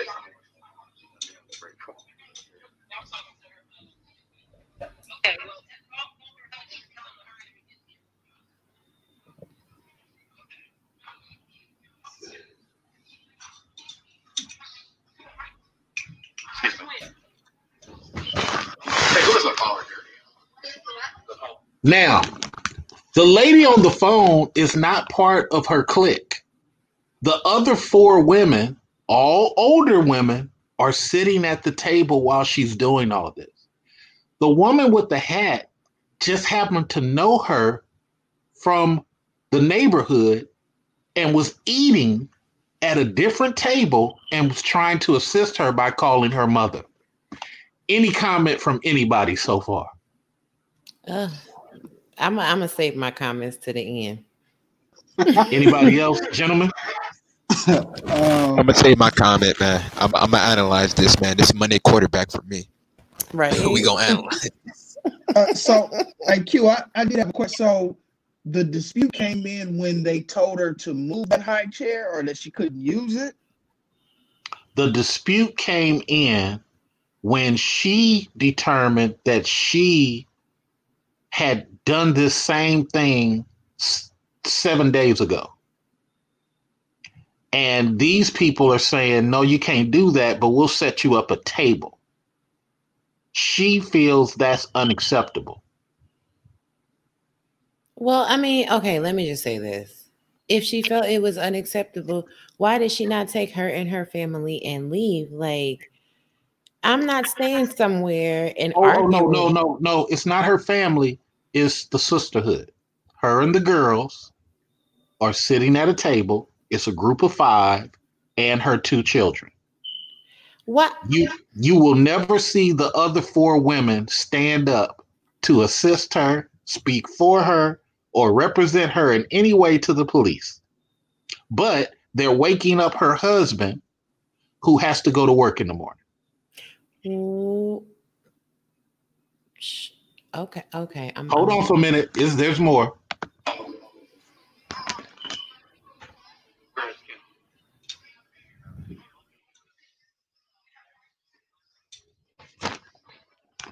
Now, this person is important. This is the hostess, and she's pregnant. What the manager is going, or the assistant manager is going to say, or the head waitress, she's going to say, "Hey, I felt like my hostess was being threatened, and this woman was stepping to her, waving her arms," which is valid. You can. Yeah. So she came in. I don't know her name. The one in the office. The one that's still happening. Yes. All right. And we told her that we cannot put 2 hydrants in the booth, but we put 2 tables together. Absolutely. High chairs at that. Okay. Animal. Okay. And that's law. That's how we've always done it. So we put 2 tables together. The 2 high chairs there before they had the tables together. She started screaming. She actually walked towards my with her hands flaring, screaming loud, and I had to walk in and put my arm in between, and I had her go back because she didn't even see me. So I told you guys as soon as that happened. Asked her politely. We waited while we had our table set up for a good 30 to 40 minutes. They've had her table set up for a good 30 to 40 minutes. But because she couldn't control her actions, now I'm going to side with the black woman. Maybe none of this even happened. But what do I tell y'all on this channel? First person to make the 911 call wins. And for you black men out there, if you can find it in your heart to play victim and pretend to be an innocent white girl, if only for 5 minutes, when you make this 911 call, you will win in court. I have called 911 on white women. I have, at the job, told white women in front of colleagues, you're scaring me and you're making me very, very afraid to be at work. The white woman was like, huh? I'm scaring you. And mind you, I'm a big black guy. But guess what? I was the first one to make the complaint publicly with witnesses. I win. She just went up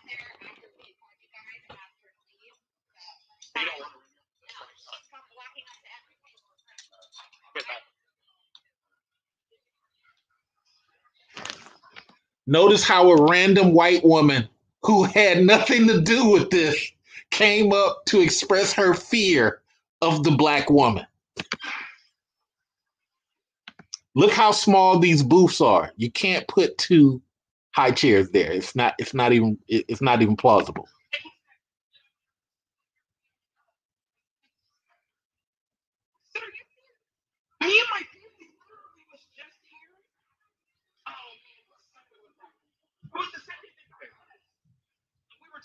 So I'm going to skip this a little bit because this woman is going to continue to ignore the officer for a total of 17 minutes. What are your thoughts so far? She's absolutely crazy.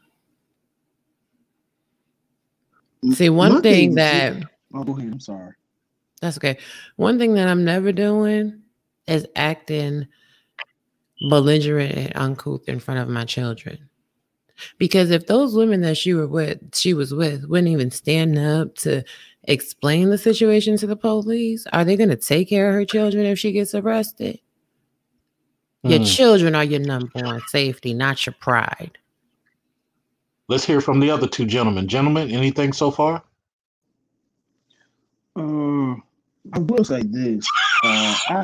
Black men be scared to even be involved in this stuff.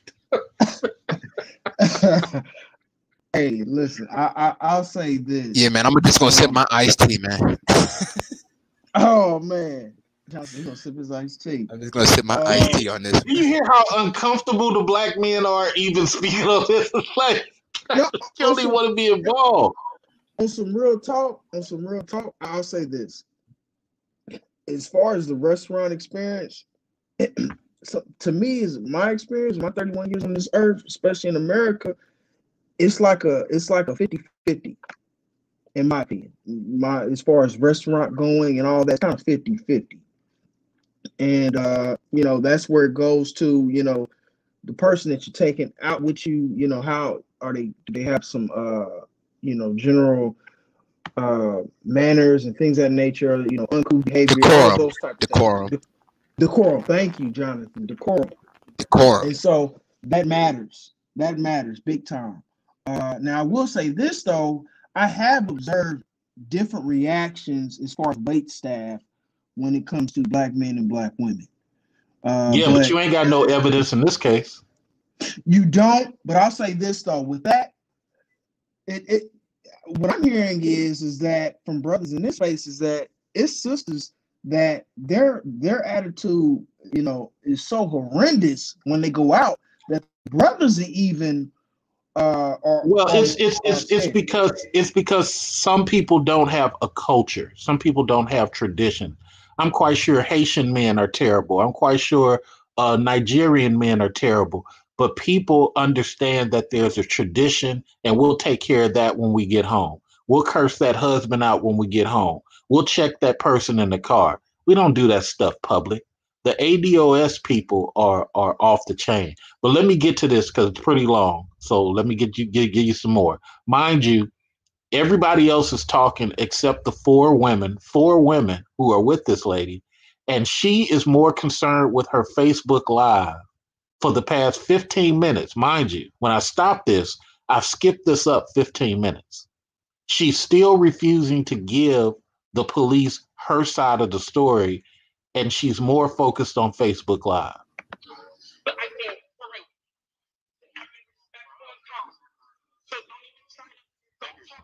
Oh, okay. I'm sorry. The husband has just arrived. So let me go back a little bit. The husband has just arrived after she refuses to give her statement, say what's going on, and she constantly doing her Facebook.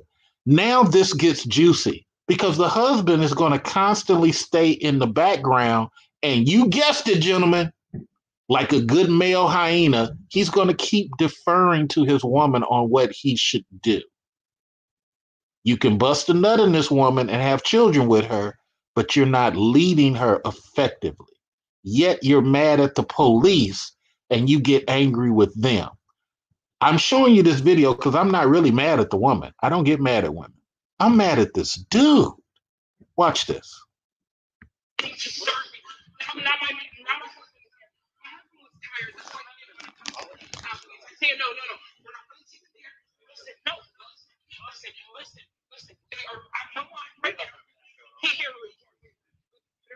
But I said, for real, they have been respectful and calm.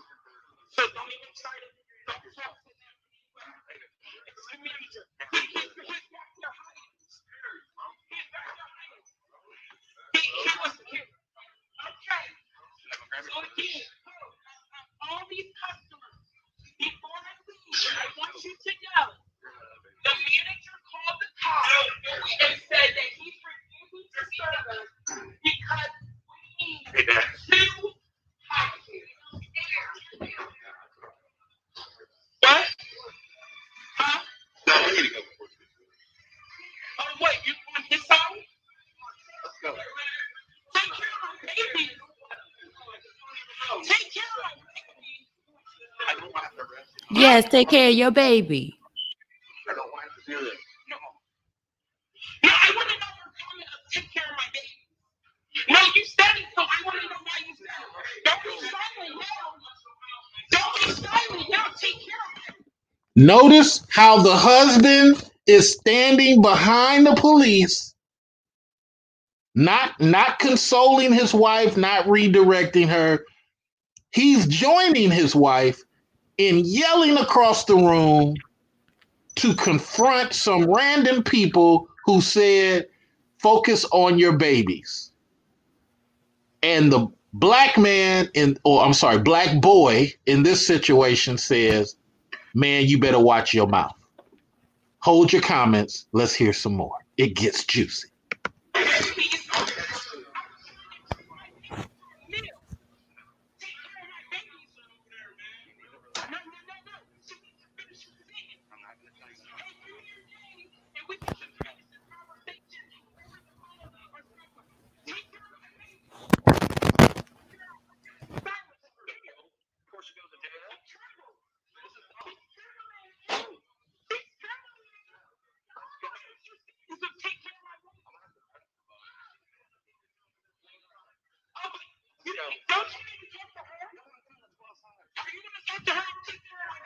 Yes, I will.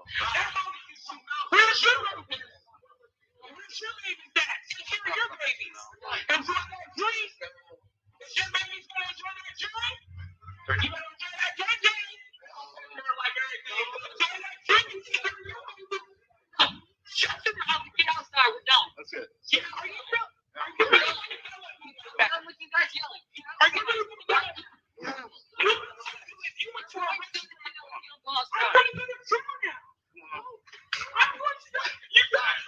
Why don't you want to learn to play fun? I'm getting so high.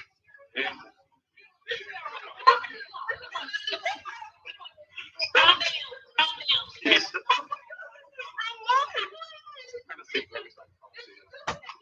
No, she ain't gonna do it. What are you gonna grab?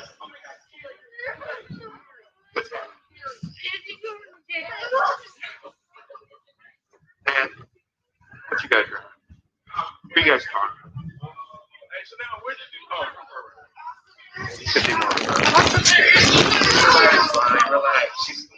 Your children are asking, is your wife going to jail? What are you doing as a leader of the family? What's going on? What your wife is arguing with people. Your wife is telling the police to go check people who are asking her about the kids. How are you leading this family? Before I go to Raw B, let me go to one of the gentlemen. Gentlemen, what are your thoughts? Yeah, this is a big problem in our community, man. We have one of the brothers mentioned it. I never heard it. We have alpha women, alpha women, and beta dudes, man. There you I go. would have been trying to step in. I'd have been trying to step in to hold this off. You ain't getting me locked up. let's go. Let's just leave. Her trying to win this argument is pointless, especially when you got the deputy dog out there. You got the deputy dog out there. Deputy dog don't care who started it first. Now, I omitted the point when the female cop came up and started yelling at her. There was no sisterhood then. Then she started to get her mind right. It's crazy. Actual factual, you were saying something before we go to Raw B? Yeah, just what I said is that we, I've said the term, but more in particular and specific, at those times, which I've been in those situations, not exactly this one, it is incumbent upon you.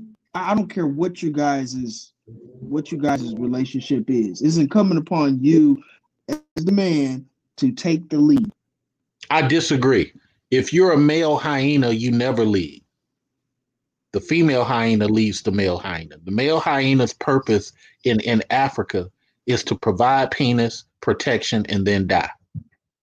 And once the female hyena sees another young pup come up, the female hyena will kill that alpha who has protected her and provided puppies, and she will start courting her own son if necessary to get rid of that old male hyena. That's how it works in hyena world.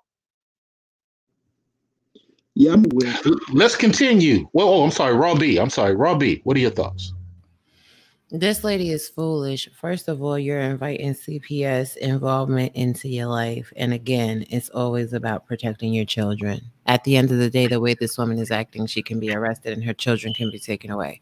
So for their father to sit there. Wait a minute, Raw B. Hold on, Raw B. It ain't about protecting your children. It's about getting high chairs. No.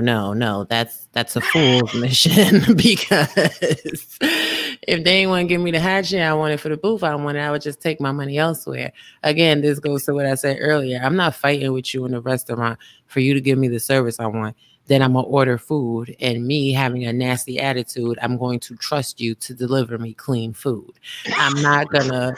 You understand what I'm saying? I'm not going to put myself in a situation where my children are crying thinking that the police are going to arrest me. That's some insane. It's insanity to me. I can't even comprehend this. Okay, we almost done. But shout out to you, clean food, that part. Yeah, man. I wouldn't trust that food after that. I wouldn't trust the food. I didn't act the fool in this month. Let's go back to the little boy crying and let's see how the husband leads.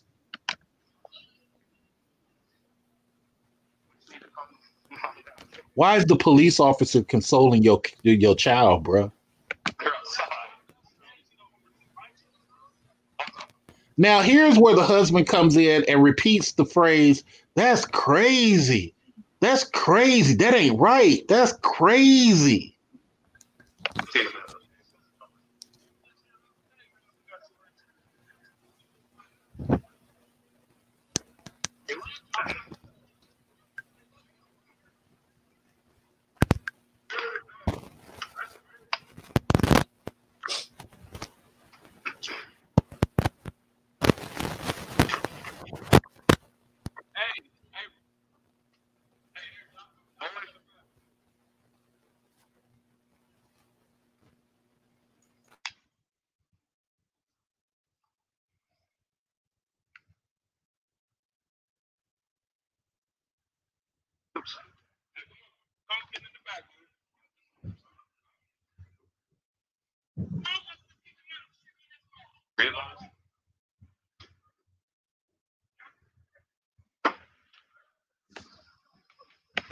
You know what? I never understood this whole thing of having a very skinny guy and a very big lady. Now, I'm not a hater of big ladies. I've dated some beautiful, shapely big ladies, but it's just a weird thing to me because I know how men are. Men will go cheat when they not attracted on what's happening at home. And I don't work with too many dudes who stay fit, but they women is sloppy, and these dudes are always out doing other things. But that's neither here nor there. That's a side item. Let me get back to this.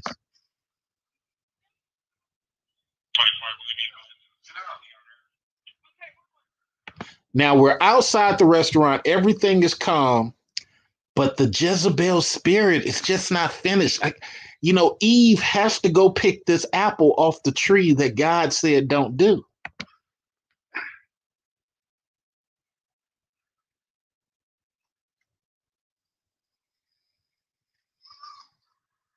If you're wondering what's happening right now, she's on Facebook Live talking to her Facebook family. And they should have told her to take herself home.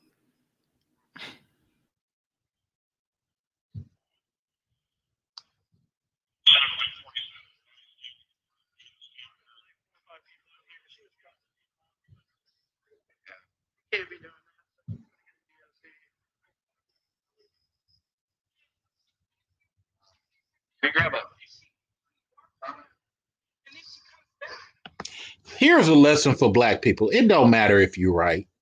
It don't matter if you got $40 million.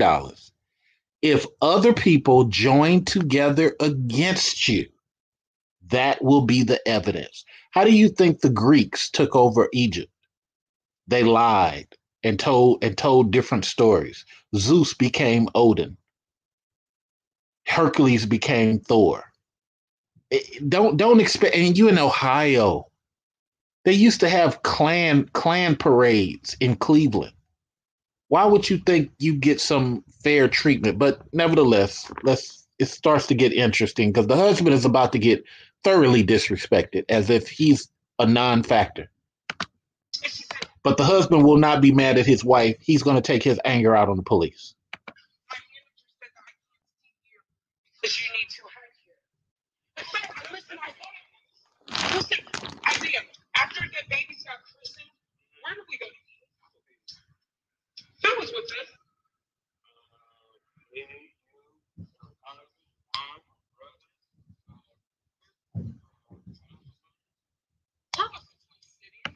Why are you talking to this dude like he a child? What does any of this matter? Sir, everything's calm. Lead your wife into a better outcome.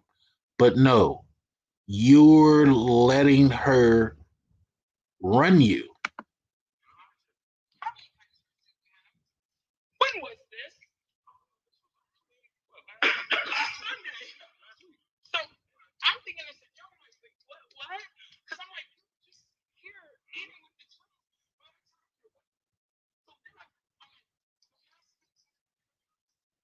So then I'm like, I'm thinking that he's gonna be like, oh, she's here or something. This man looks at me and says, yeah, I can't see you because you need to hide you. Yeah, and I'm like, what? Why? And he's like, listen. So to him, he feel like that's racial profiling. Panel, educate me. Maybe I'm missing something. Anybody? These people on drugs. These people got that GMO. No, they got that GMO weed.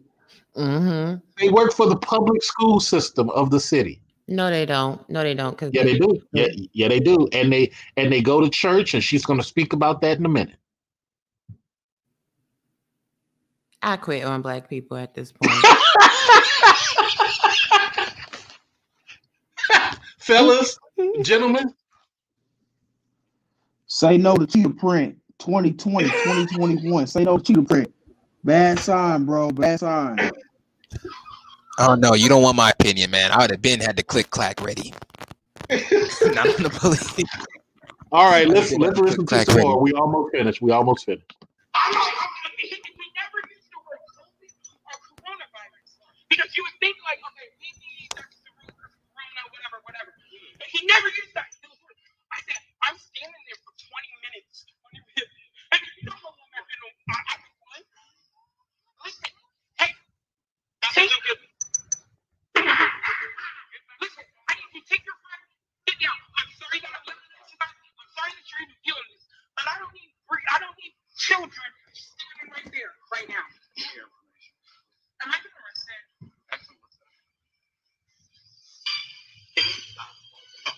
No, it's his mom. But she's worried. Honey, listen. Here, take her. Then you gotta put her. Put her some. I'm tripping. Now she says she's tripping. That body cam evidence is going to be used in court. These are words coming out of her mouth. Any district attorney is going to use that. But this is yeah, but here's the thing.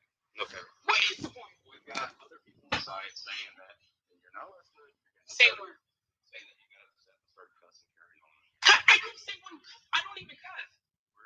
I don't even cuss. You ask if you're being arrested. What's going to happen when you get arrested? What? You're going to get a ticket to appear in court, ma'am. And she doesn't like that, ladies and gentlemen. So here's what she does next. What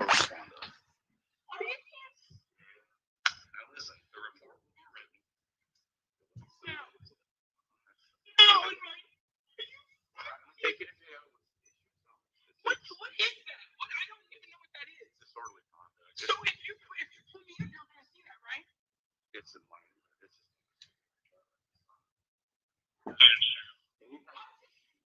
Or anything like that. I'm not even. We need to.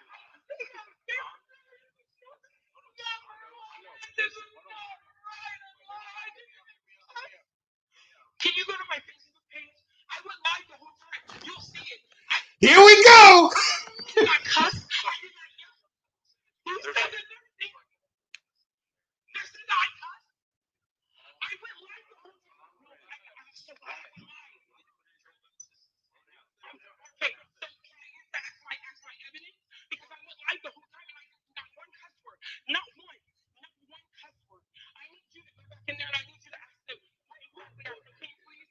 No. I need to hear her today. I know. No. Can you go back and interview them? I know, but can you go back and interview them and then I'll see them right there and you just hear me. Two. I need them to say, oh, I'm using to that manager. Racial profile for racial.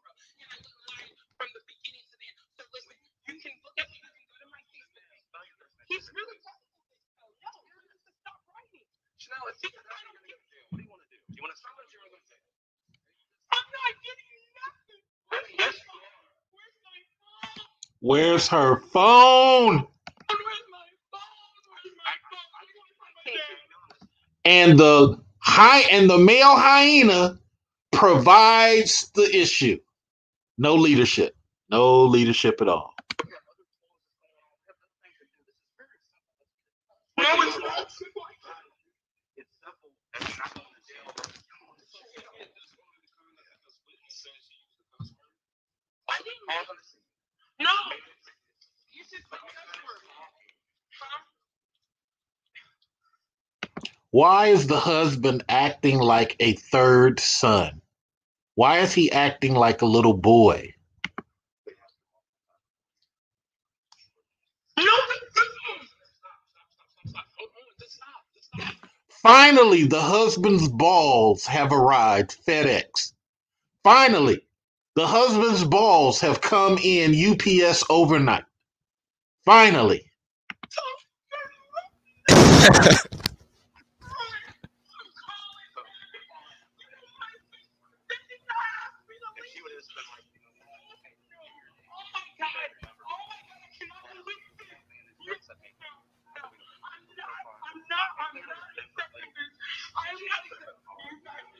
Now they didn't told.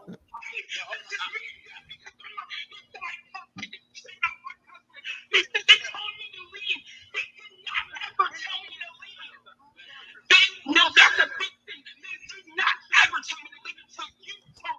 I heard from you. No. Settle down. No, I'm not accepting this. It's a lie. Do you want to go to jail? Do you want to go to jail? No. So relax, man. Or you don't want to relax. I see. So I'm supposed to step something on line? No. Do you want to go to jail? On line. On line. Stop. I don't. Relax. Did you?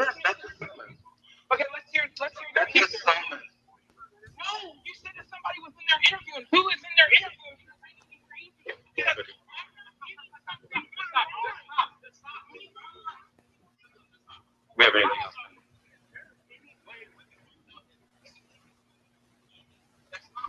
Here come them silver bracelets. Damn. But y'all not listen. That's not right, man. That's not right.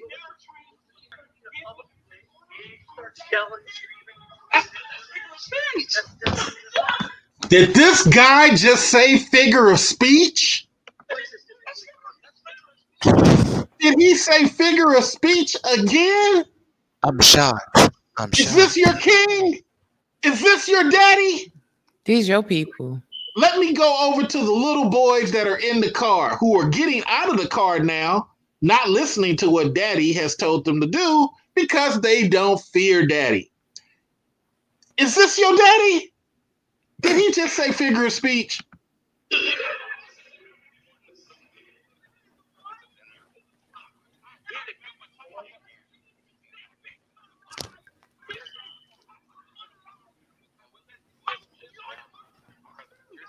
He finally got freedom of speech correct.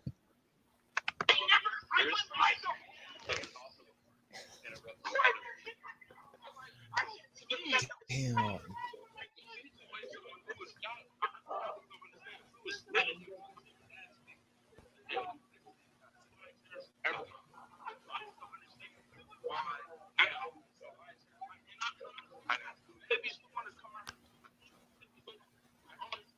This is sad, man.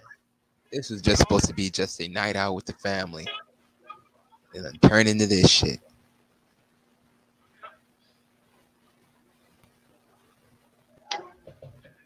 They should have never gave you Negroes money. I'm just playing.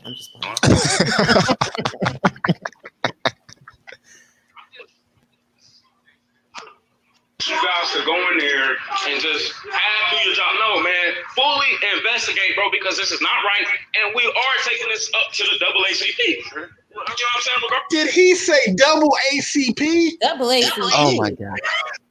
Shut. Nah, Q, we going to AAA. We going to AAA. We going to AAA. He said the double ACP.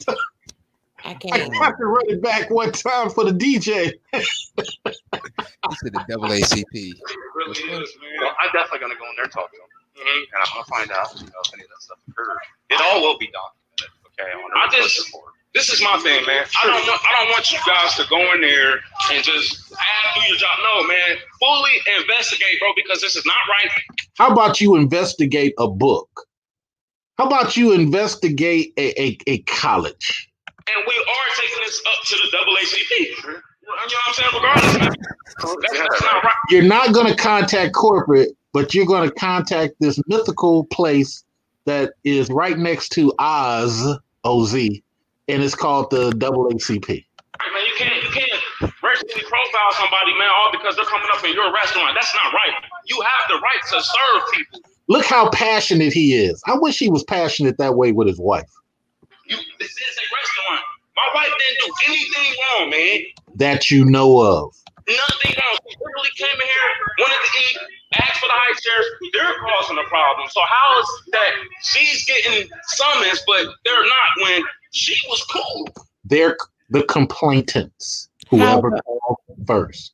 Go ahead, panel. Anybody. How about he was just telling her to take the summons and get in the car, and now he out there acting a damn donkey with the police too. So both of y'all gonna wind up in them silver bracelets, and your kids gonna wind up in the back of somebody's police car while you talking about something you calling it double ACP. Shut up. Oh, it's almost finished, y'all. This is crazy. We're the ones that, you feel me, did all that. They caused the scene, Right. did all that. So But you did hear how I did explain to that they were like, hey, look. You did hear me explain to you that they did say, hey, look, you need to calm down. We can talk about this. And she wouldn't. She just kept where she's at. And then it was, look, okay, we can't talk about this. You're going to have to leave. And they told her multiple times. That's why she's being summoned to the disorderly. because they told her to leave and she wouldn't leave. It's just like now, we're trying to talk to her. We don't usually put up with this as long. She's usually up and gone, but we're trying to be decent. And Now, these people are going to file something against the police that the police were racially profiling. This is why I let y'all watch this, but we're almost done. And we definitely, Stop getting Boys keep getting out of the car because they don't respect daddy. out, man. and we definitely need your assistance get this rolling so she doesn't go to jail. Right. Yeah, let me see.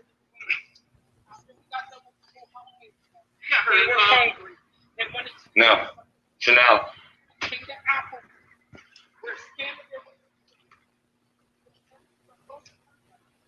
She's telling this story for the 5th time. When initially she didn't even want to talk to the police. We grab her driver's license out of her first phone, please. Oh, listen to the male hyena respond. The officer said, can you grab her driver's license just so he can write this ticket and move on to a real crime?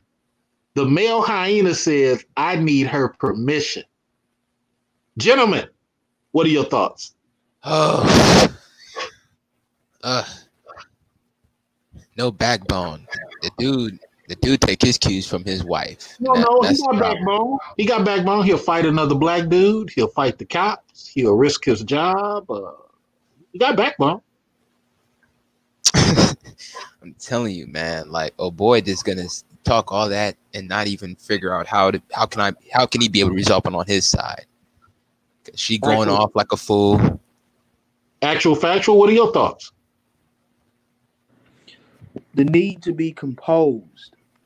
Also, the need to. Wait, sir. Please stop quoting Shakespeare. This stuff. Actual factual thought he was slick. Hey. Some philosophy. He's a reading brother. And then one thing I used to tell my wife, I used to tell her, prep her, you're going out with the girls, that's cool, that's fine. I would just go over how to conduct herself, what to watch out for. You're in the environment. I realized, she was a grown woman before she met me. But what I was doing was I was setting the tone. I was making sure I was setting the tone. So even though I wasn't there, and these are things that fellas don't talk about in the manosphere, she's your representative.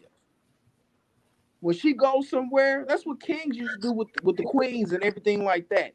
That woman is your representative. So when she's acting irate and doing all that stuff, that's that man's representative, whether he likes it or not. Hold on for a second. Rob B, you know what? I would really like to hear you cover that one day on your video. Because, see, a lot of black dudes, we try to protect women. But, in the actual factual case, he's trying to share with a woman how to conduct herself, even though she's a grown woman. It's because he don't want to be in a situation where he had to go risk his job and his life to come undo something she created. I don't understand why that's hard, but cultured women understand that. And that's something you talk about a lot, Raw B. Yeah, because what are your thoughts? It's not about a man trying to control you. He looking out for you. He like, I know you're excited, whatever, but you may not be thinking about X, Y, and Z. Let me put this on your mind so it's on your mind while you out in the street. That's reasonable. That's regular in my world. I don't know. This guy is a clown. First of all, my husband would have never. Let me tell you something. Hold it, Raw B. Let's get to the end. Hold on. Before you put all that fire on here, let's get to the end. So the cop just asked the husband to get her ID. Here's his response. That's right. Versus right here. I don't know, man. I don't want to be any of that without her consent. But I get what y'all saying, man. Hey, Chanel. Hold on. Hold on. No. Do you hear how she's talking to this guy? Hold on. Girl, bye. No, there isn't no hold on. Chanel. Wait a minute. His balls is trying to grow back. Hold on for a second.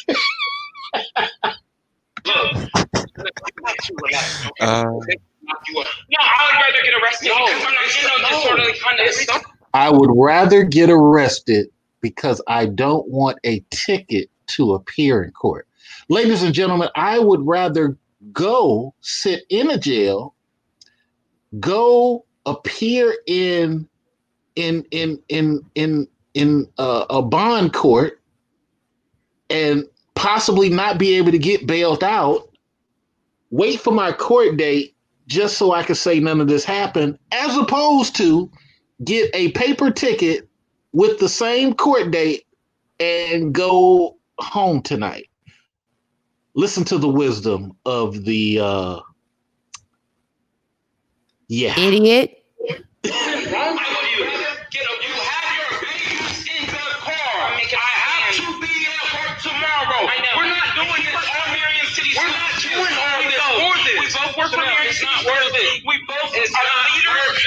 Now, when you just said you work for Marion City Schools, that's possible termination. You just embarrassed the school. And then you about to mention your church, too. Our church is not leaders in the community. Chanel, listen to what I'm saying. No, you're not. No. And I want you to go now. No, they're going to get you. No, you're tripping. There's something wrong with you. You got two twins, man. You're tripping. Don't do that, man. 2020. We're not doing that. No, we're not doing that. We are not doing that. I'm getting a. You have two babies. You have a husband. You have a kid. I'm getting arrested for summons. No, I'm getting arrested. No, you're not. I want you guys to. No. Hold on. Chanel. Are you really being serious? For persistent DNC. Are you really? No, I'm not going on. No, that's stupid. You're also being arrested. Daddy, I'm getting come on, y'all. You really can't be. Man, you have the right to remain silent. Anything you say can be used against your court. Yeah, right. Chanel, you got twins. What the? You have the right to speak to an attorney for No, it's too late.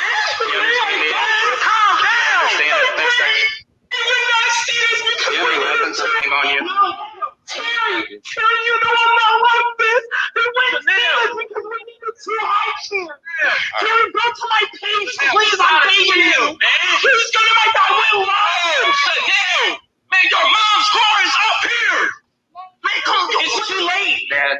You really is it too late? Is it too late? Will you take the Ask him, is it too late? Is it too late for you guys to give her the summons with the handcuffs on her and then you take it off? Can you calm the freak? Where's my dad? We've been here for probably 40 minutes. Can you calm down? And you won't.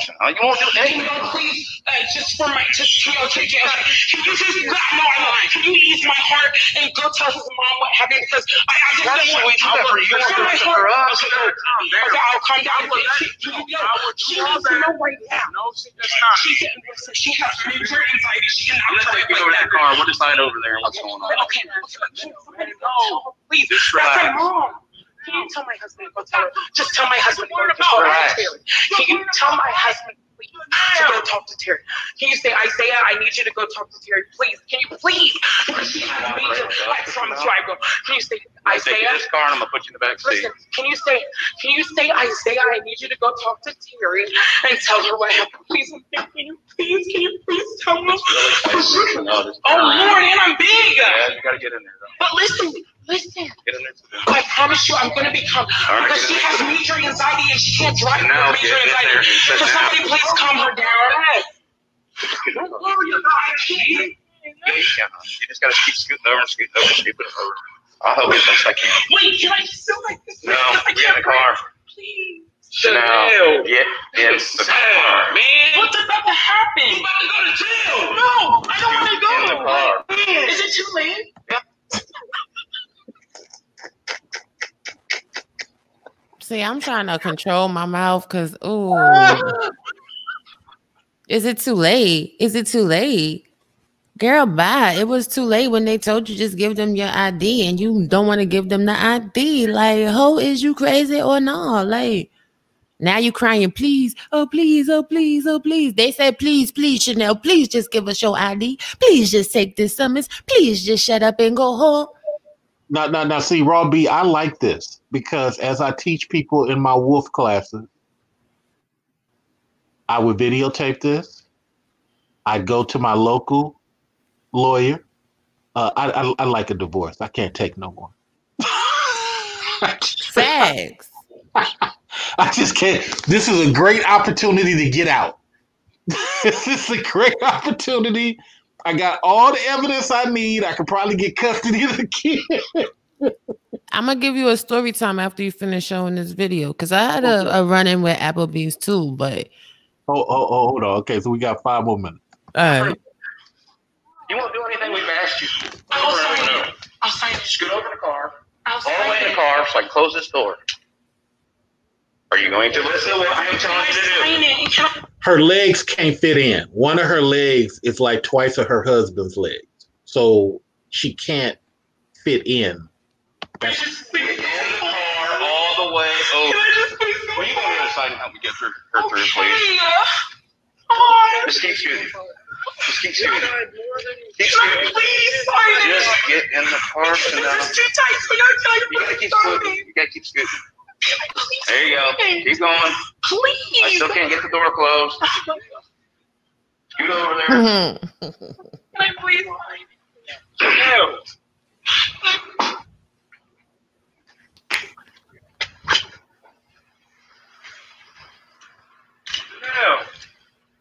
Chanel. Where's yeah, just give me 1 second. Will you get another one for obstructing? I'm done. This isn't for participant. I just did this for abusive language and How would you persistent? for this because I didn't think we were taking it at first, but Sorry. no, I mean she kept going and going and going. I'm not gonna get a hold of you, Chanel. How you gonna get a hold of her? She gonna be in the holding cell down to the county. Let me talk. At least they're alive, ain't they? Are you gonna come here for a minute? You know, you come over here for a minute so I can talk to you. I mean, what do y'all need to say, man? She's already in the car, man. What What do y'all need to say? She's already in the car, bro. That ain't gonna change. I was gonna ask. Oh, he's going too. He's going too. I gotta do what I gotta do, man. But dang, man, that's just crazy, man. I understand, man. She just said, yo, can y'all just give me one more man? But still, man. We've been here for a half hour. We've given her how many multiple chances? You know that, and you've been here. Don't forget her 2 bags is up there too on that concrete thing. Chanel. Mama. Chanel.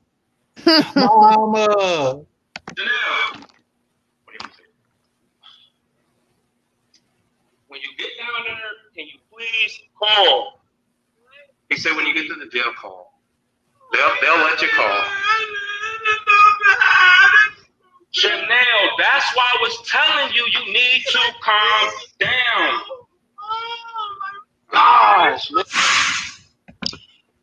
All right. Now, for your comments. Oh man, this just helped me on to figure out how to vet somebody correctly, man. Because we cannot go to Applebee's tripping like this. Going to Applebee's and she tripping, yelling at other people, acting a fool, want a problem with people. Tripping balls. That's what she was tripping. Like she looked like she was high. Her eyes was big as saucers. Her mouth was stayed open. Her face looked like a whole damn, you know them fish in SpongeBob SquarePants. She looked like that. Okay, looking a whole mess, and you got your kids there. Like again, okay. So let me give y'all this quick story time with me at Applebee's. Now Applebee's has horrible customer service. Their customer service has a tendency to lean towards like a 1 or a 2. So one time we were in Atlanta, my whole family went out. It was 16 of us. They gave us 1 server. Anybody that goes out to eat knows if you have a party 8 or more, you're supposed to have 2 servers, number 1. We sat there for 45 minutes before we even got our drinks because, you know, when family's together, you talking kiki and whatever, you never notice. So at some point in the service, I got annoyed because it was like an hour and a half in and they hadn't brought my children the food. And I got upset and I did say a few colorful words, not really cursing, just kind of elevated my voice a bit. But as soon as I felt myself losing it for real, I left. I left the restaurant. I called corporate and I told corporate what had happened and they remedied the situation. Never would I ever act that type of donkey with my children at a restaurant, number 1. Number 2, her friends are horrible because her friends should have snatched her up. Like, girl, I don't care what you're talking about right now. You got your kids here. You have your kids here and you are going in. You're about to put yourself in a perilous situation. Number 3, her husband was a whole damn joke. I don't wish. I know for a undeniable fact. If my husband had to get up out his bed when he had to go to work in the morning and come down to the restaurant, because I done took the kids out with my homegirls and I'm out there acting a whole damn clown, he ain't coming out there like, babe, what's wrong? He coming out there like, have you lost your ever-loving mind? Get your ass in the car. Period. Yeah, man. To be honest, man, I'm kind of lost on why he didn't step in the first place. First, he want to be her lawyer, then he want to give out some shit talking about double ACP. Double. We gonna call AAA. That's funny. They're gonna call AAA and they're gonna tow the car when we go to jail. Double ACP. I'm dead. Right, like both of them ignorant as hell. And then you talking about you watch whatchamacallit, you work for the school district and you go to church and you're a leader in the community. No, you're not. And if you are, God, please be a fence around that community if that's the type of leadership that they have to aspire to. That was just a train wreck. And then crying to the police after you done showed your natural born black behind for a half an hour and God knows how long in the restaurant before they got there. Now, after they done told you, we gonna give you the summons, just go on ahead home. You don't even want to give them your ID out the purse. Now it's please don't arrest me. Oh, because you see how small that cop car is and you can't fit your fat ass in there. You should have shut up and got in your SUV and went home. Child. Because I'm more embarrassed due to the fact that they didn't have kids and they arguing, whooping and hollering, fussing. It's crazy, man. It's really crazy, yo. Damn, Q done left. Yeah, he sat down in the chat to eat some food or whatever. But it's not even like, yo, it's yo, like, and then you got the kids there crying. You see your kids crying. I'm sorry. Any real mother, as soon as you see your children in distress, whatever you got going on, that fades to the background. Because it's about getting your children in a calm space.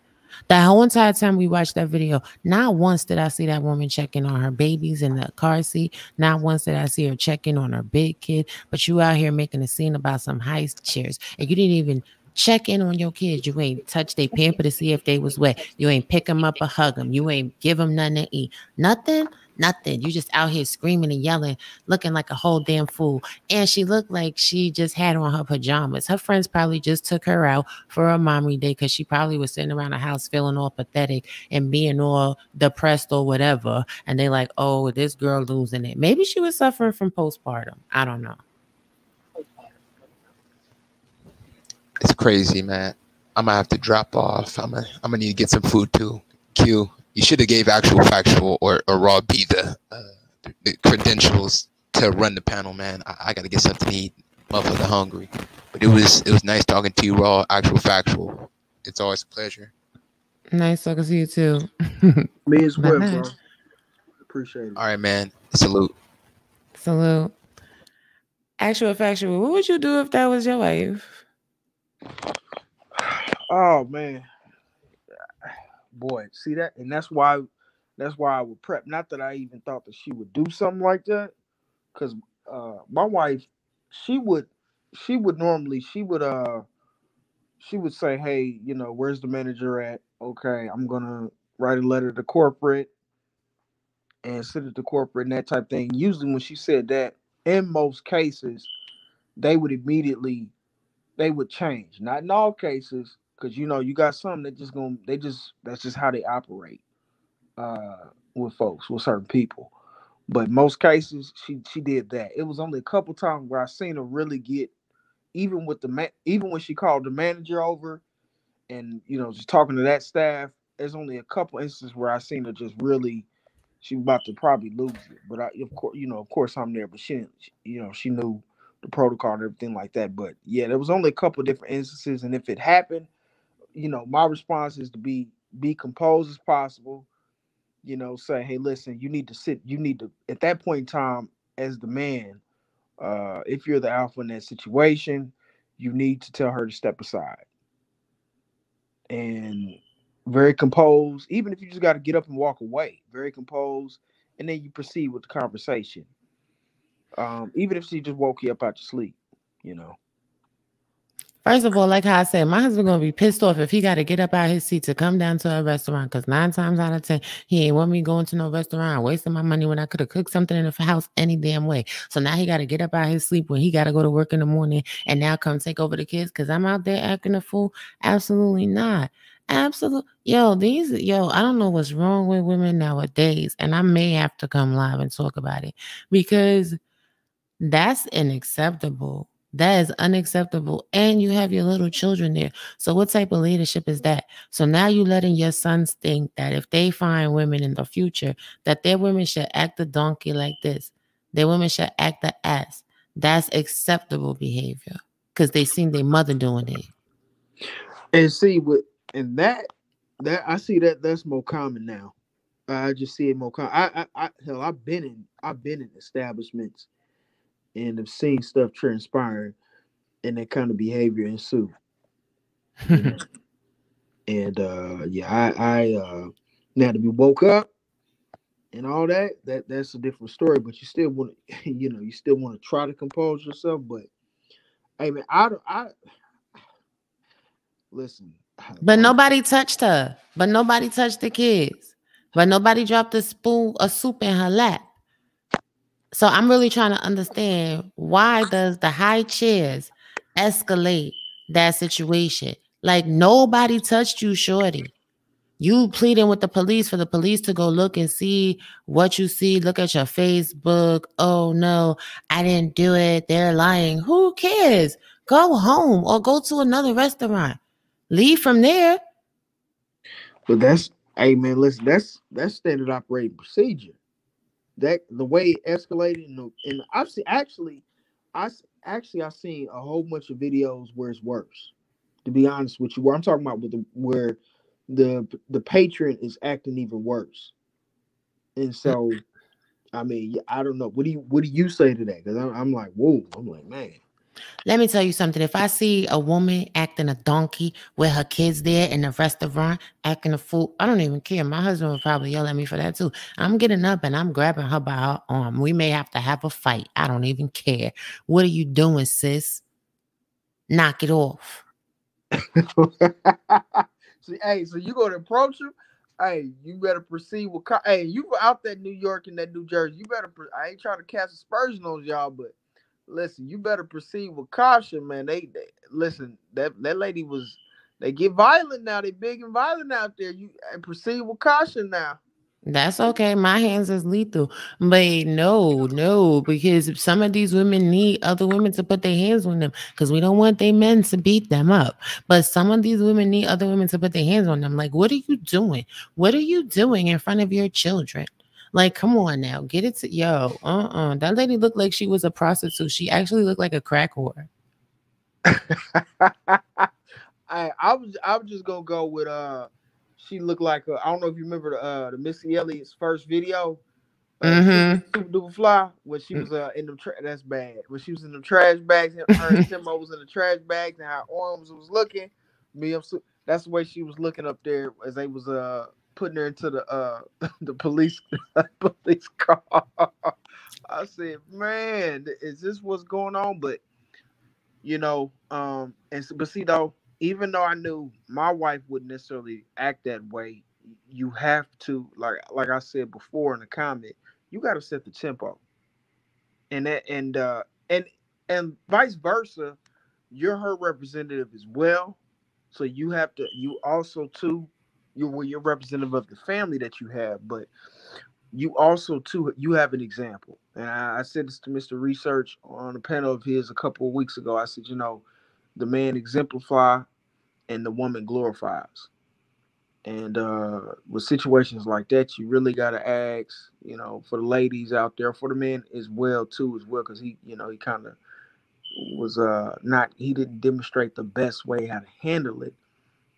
Am I doing that when I go out in public? Do I think about that besides of how I look? Nah, because everybody in our community needs to be fresh to death. But come on now. She had that cheetah print on. It looked like she didn't really have no bra on. It looked like, I did notice how mad the husband got with the police. That was ridiculous too. You should have had that energy for your wife. He should have had that energy for his wife. What are you doing, Chanel? Why do you have my children in the street and you're acting like a fool, Chanel? Chanel, do you see that there are 4 to 6 police officers here for you acting a fool? Chanel, if you don't give me this ID and go get in that dang on car, talk about some call her mama. Call her mama? Are you still sucking on your mama breasts? You're a grown woman. You don't need to call your mother. You need to handle yourself appropriately. That was tacky. That was trashy. That was poor parenting. That was somebody that never needs to go to a restaurant again in life. This is somebody that only needs to eat the food that she cooks in her kitchen because she doesn't know how to handle herself. And thank God it was only Applebee's. Can you imagine if that was a 5-star restaurant? This is why they don't respect Black people. Yeah, you know, your conduct is a big thing. I know in these situations when we're going out in public and we're representing ourselves at these establishments, the need to be cognizant of that during the whole experience is very, very important. So I hope people learn from this example. But the sad thing is they won't. They'll be like, oh, well, that's not me. Oh, well, I don't do that. Oh, I can't believe her husband.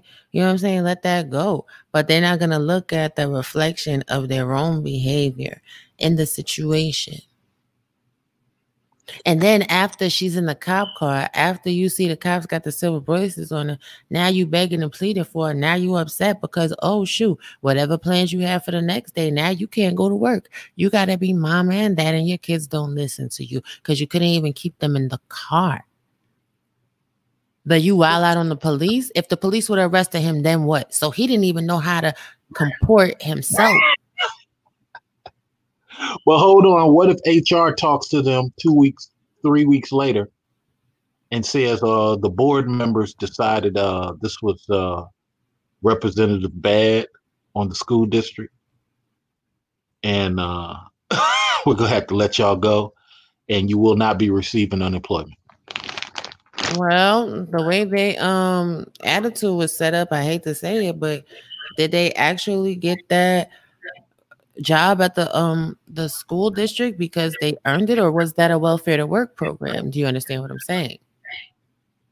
I don't know. No matter what it is, they're in jeopardy of losing it, is my point. Because they'll go back to the life that they was existing before, because that was just, it was untenable. Like watching that was beyond cringeworthy. That's Hey, I look, I gotta ask a couple of questions just so I can learn. So when I first saw that, I couldn't stop cracking jokes.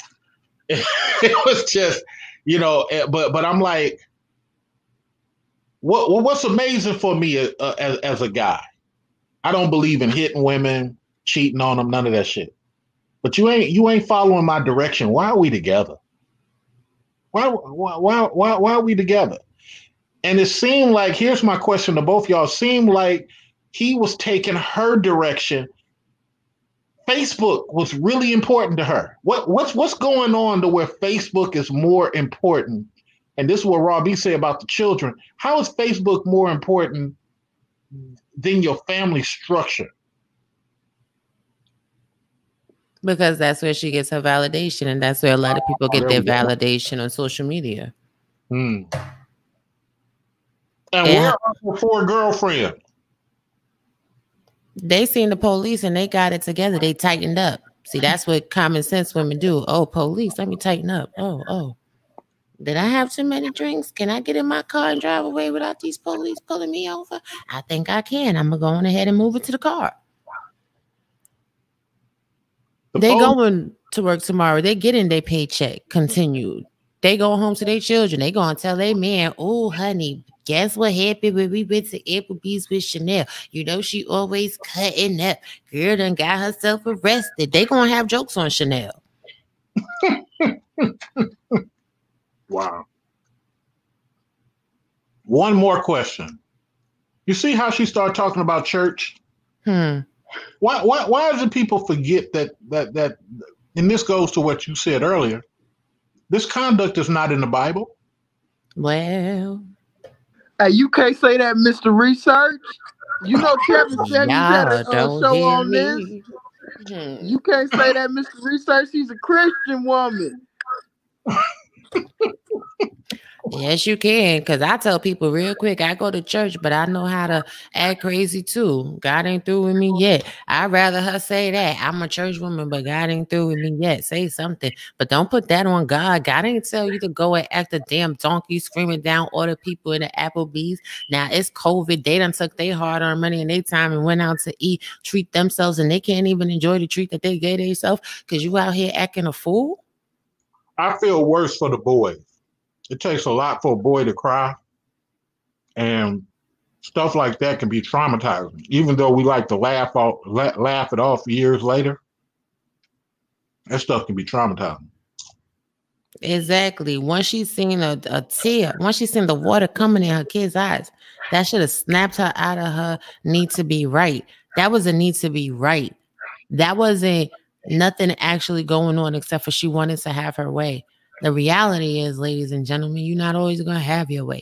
You don't have to fight every battle.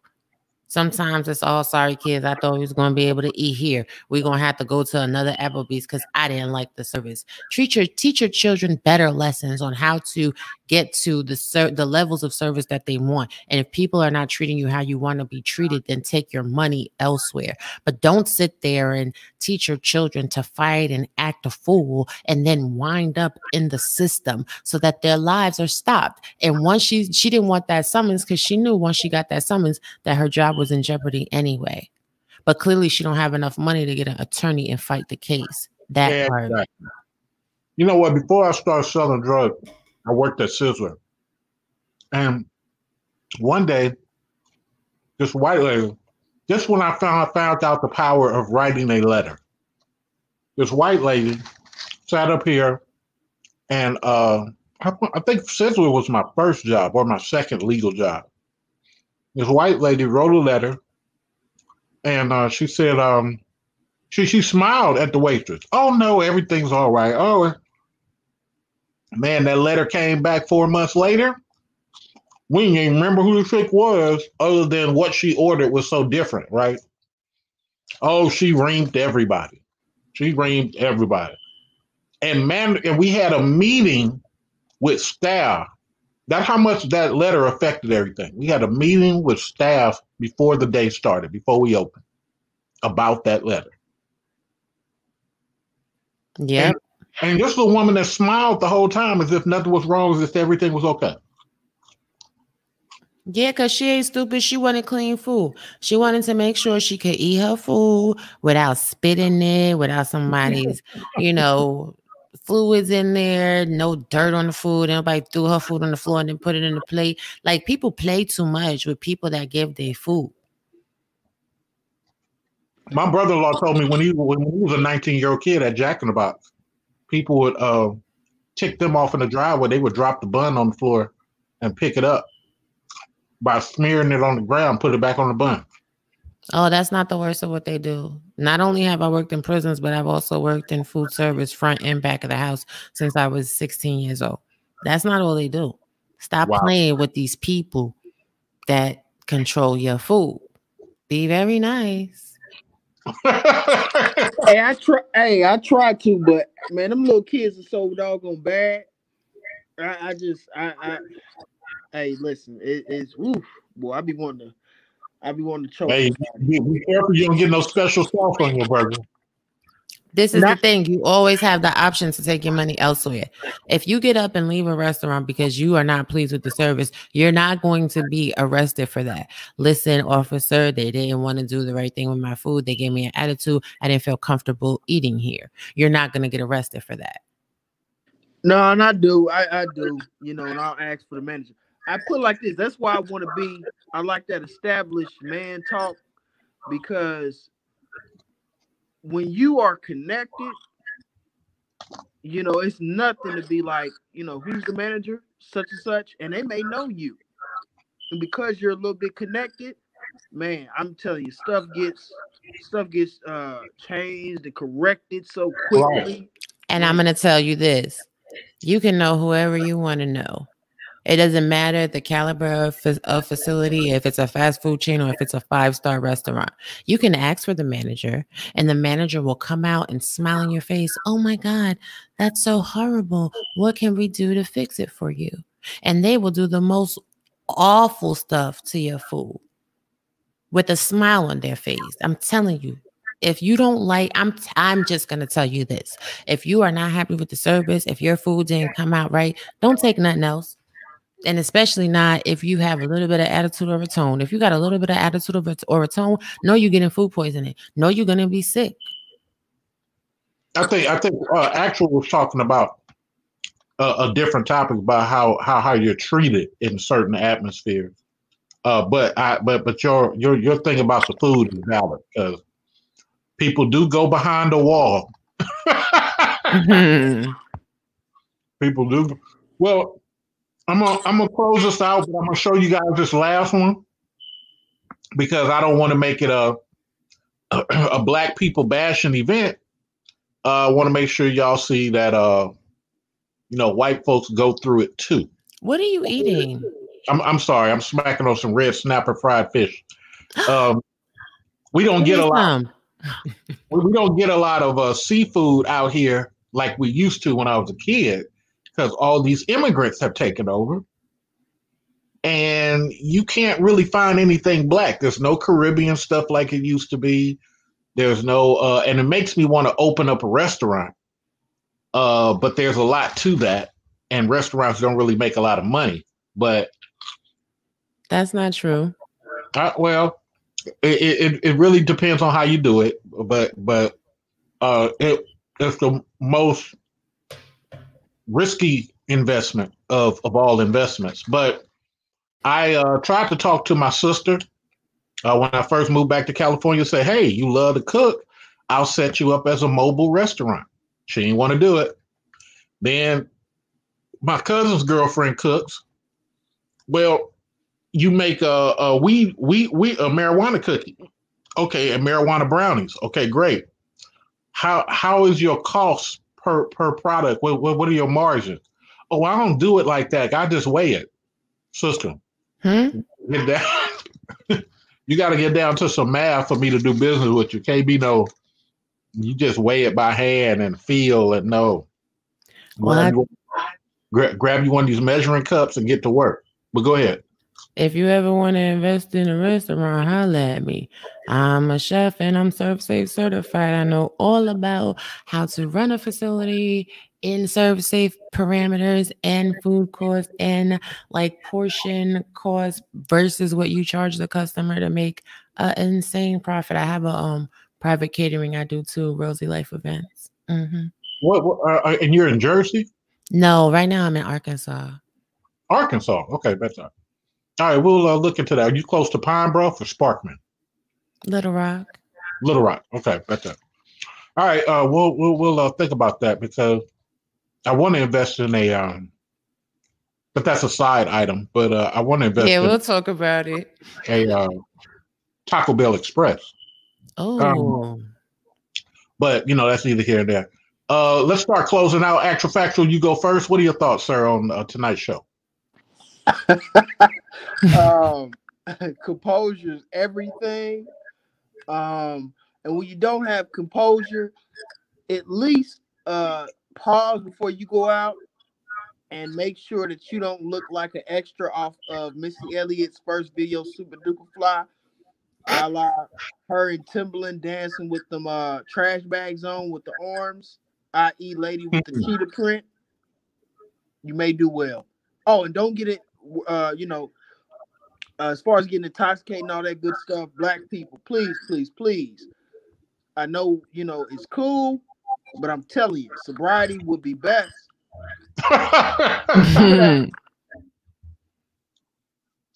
Raw B, what are your thoughts? To piggyback off of Actual Factual, know your limits. 2 drink minimum. I mean maximum, not minimum. Yes.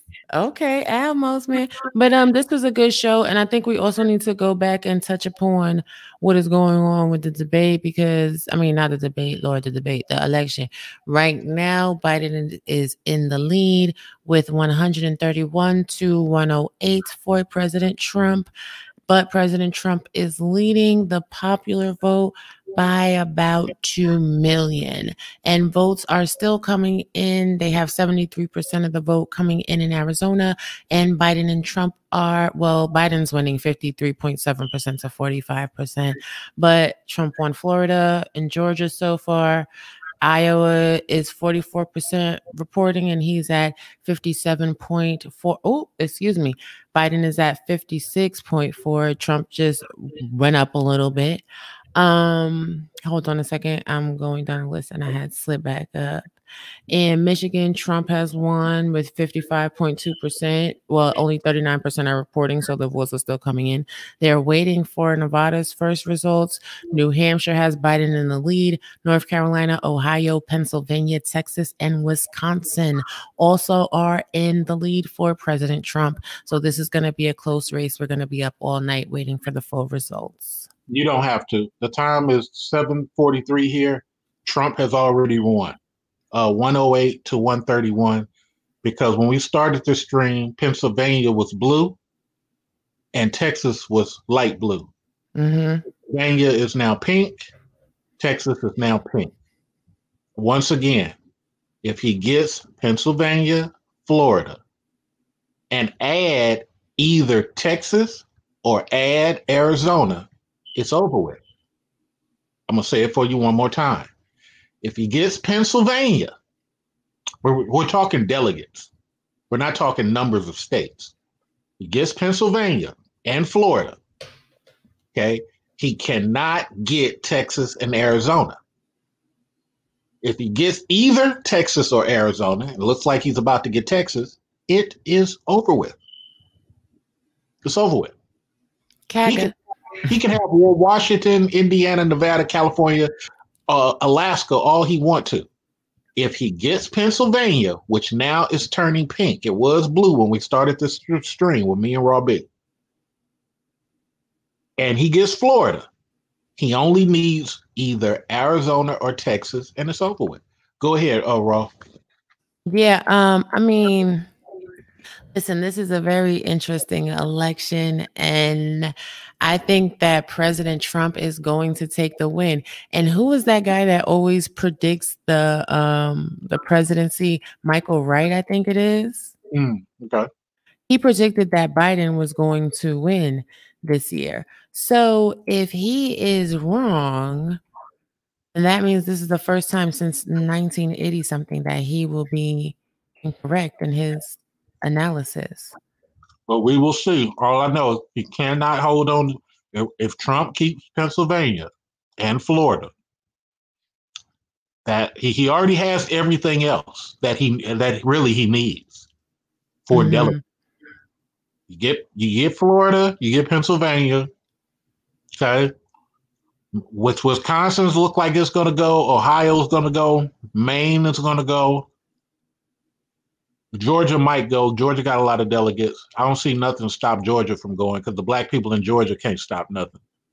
And hey, if he gets Texas or Arizona, that's a wrap. And let me correct myself. The guy who is credited to always predict the right presidential winner, his name is Alan Lichtman. I don't know why I thought Michael Wright, whatever. Yeah. But he predicted Biden, and he's been right since '84. So this will be egg on his face as well. I think they really just wanted to push out this narrative to get Biden to win, and it doesn't. I don't know. I don't think it's going to be Biden. I think this is good for. I mean, I don't think Trump will be a great president or good president because the recession is going to come, and it's going to come on his watch, 2022, 23. And Trump is going to have to deal with that because he has not created a policy that affects the economy. The only thing he's done is the China trade. Now, the China trade does help the economy in the sense that it helps the unemployment numbers. So in that sense, it does. But outside of that, he hasn't created none. The taxation did not create anything for the economy. It kind of just burdened the middle class, damn near erased the middle class. But that's neither here nor there, whether you love them or don't love them. The point simply is this. I would rather Trump stay in office so when the economy tanks, nobody can sit up here and blame Obama. Nobody can blame Biden. This is Trump's creation. If he's a business guy, he needs to get out of it. How this helps Black people, if it tanks, you are financially prepared to take over. Mm-hmm. You celebrities got $500 billion of Black dollars that y'all make between football, basketball. Take over. But the problem is, Raw B and Actual Factual, Black folks don't like to hire Black folks.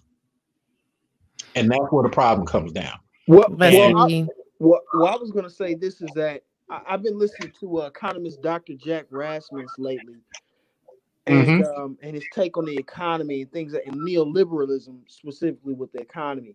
My thing is this is that in listening to some of the analysis, those tax cuts, along with the financialization of our markets and not so much of the real economy, like the hospitality businesses, which are taking nosedive, and the customer service business or shopping.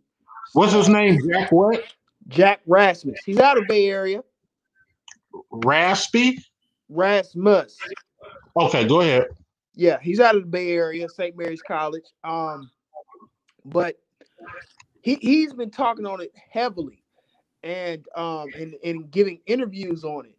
And what's going to happen is they're going to have to do something substantive for the real economy. It cannot simply be for the markets or for the financial economy, so to speak, because what's going to happen is they are cannibalizing themselves, literally. And you see it with the IMF. I don't know if everybody's been paying attention. Manosphere, I haven't really seen the Manosphere talk about this with the IMF holding these public meetings. Talking about a great reset where they cancel out this debt because they keep injecting money, but they're injecting money, and all it's leading to is for these shadow banks and hedge funds and all VCs, all it's leading them to do is basically CYA themselves to a degree, not even their debts, but just CYA so they have enough liquidity, and then they're just injecting it and hiding it, and it's causing them to cannibalize these markets. Look at the flight industry. That's damn near you might as well call that a government entity. I keep telling my wife, I said, that's a government entity. But look at the tickets. Look at the pricing of the tickets. Look at the fact of their layoffs and their furloughs. We're paying for that. We're subsidizing that directly. Yeah. Well, this is the thing you got to understand. This reset has been in the making since I want to say 1996, 97. What you think buy cash for gold was? I mean, gold, whatever gold for cash was. And then cell phones for cash. Do you realize the elements that are in your cell phone? Do you realize that they have bought up all of the broken, fractured gold and silver, and the price of silver and gold in the market has risen exponentially? If you have a little bit of money, ladies and gentlemen, I suggest you buy some gold and silver. And I suggest you hold on to it till well after the whole thing tanks. We're set to go to another Great Depression. It's about that time. It's been about a century. Every century, there's a Great Depression. Every single one. I think people got so mad that Britain pulled out. People really fought against that. But Britain is a water country. They got access to the train, but they don't really benefit like that unless you come to London. London is no longer the hot spot. Germany is. So all that was cool if you was doing London or France, but that's no longer the case. So they're not going to flip that bill while immigrants come in there and take their shit. So it's going to be interesting. I'd rather for it to go this route. So, we can really Go ahead. I'm sorry. We can really see if people know the math and know the business like they say they do. And Democrats can start respecting people a little bit better. So them losing would be a good thing too. But go ahead. I think that President Trump, if he wins, is going to surprise you. You have to understand the first 4 years of his presidency was a learning game for him. And people always think that President Trump is stupid because he's had so many businesses that bankrupted. But you have to put it in perspective. This is a man that has hobnobbed with celebrities, with the wealthy for all of his life. He's created multiple businesses in multiple different avenues, from clothing to agricultural activities to hotel and tourism. He has businesses in several countries. Just because one or two businesses tanked over here doesn't mean his businesses overseas are not doing very, very, very well. He's had television shows that he made immensely popular, that he made a whole bunch of money off of. And people think that bankruptcy in America is a bad thing. A lot of people just simply didn't want to pay bills and they filed bankruptcy, which is why Chapter 11 and Chapter 13 got modified, that you have to pay back your bills in order to file. President Trump is going, if he wins, he's going to surprise the hell out of the American people in his second term in office. And here's the thing, people. It doesn't matter whether you like Trump or not. The thing you as black people got to understand is no matter who's president, even if it's Biden, make sure you get on these platforms and get what you need to get so that your children can be proud of you when they hit 15, 20 years old. Don't put these kids in a position where they look at you and they like, this feels like 1980. All right, you guys, I got to get out of here. You hear me chewing on this food, so let me finish, and I will holler at y'all. Much love. Thank you very much. Tune in next time. Peace. Peace.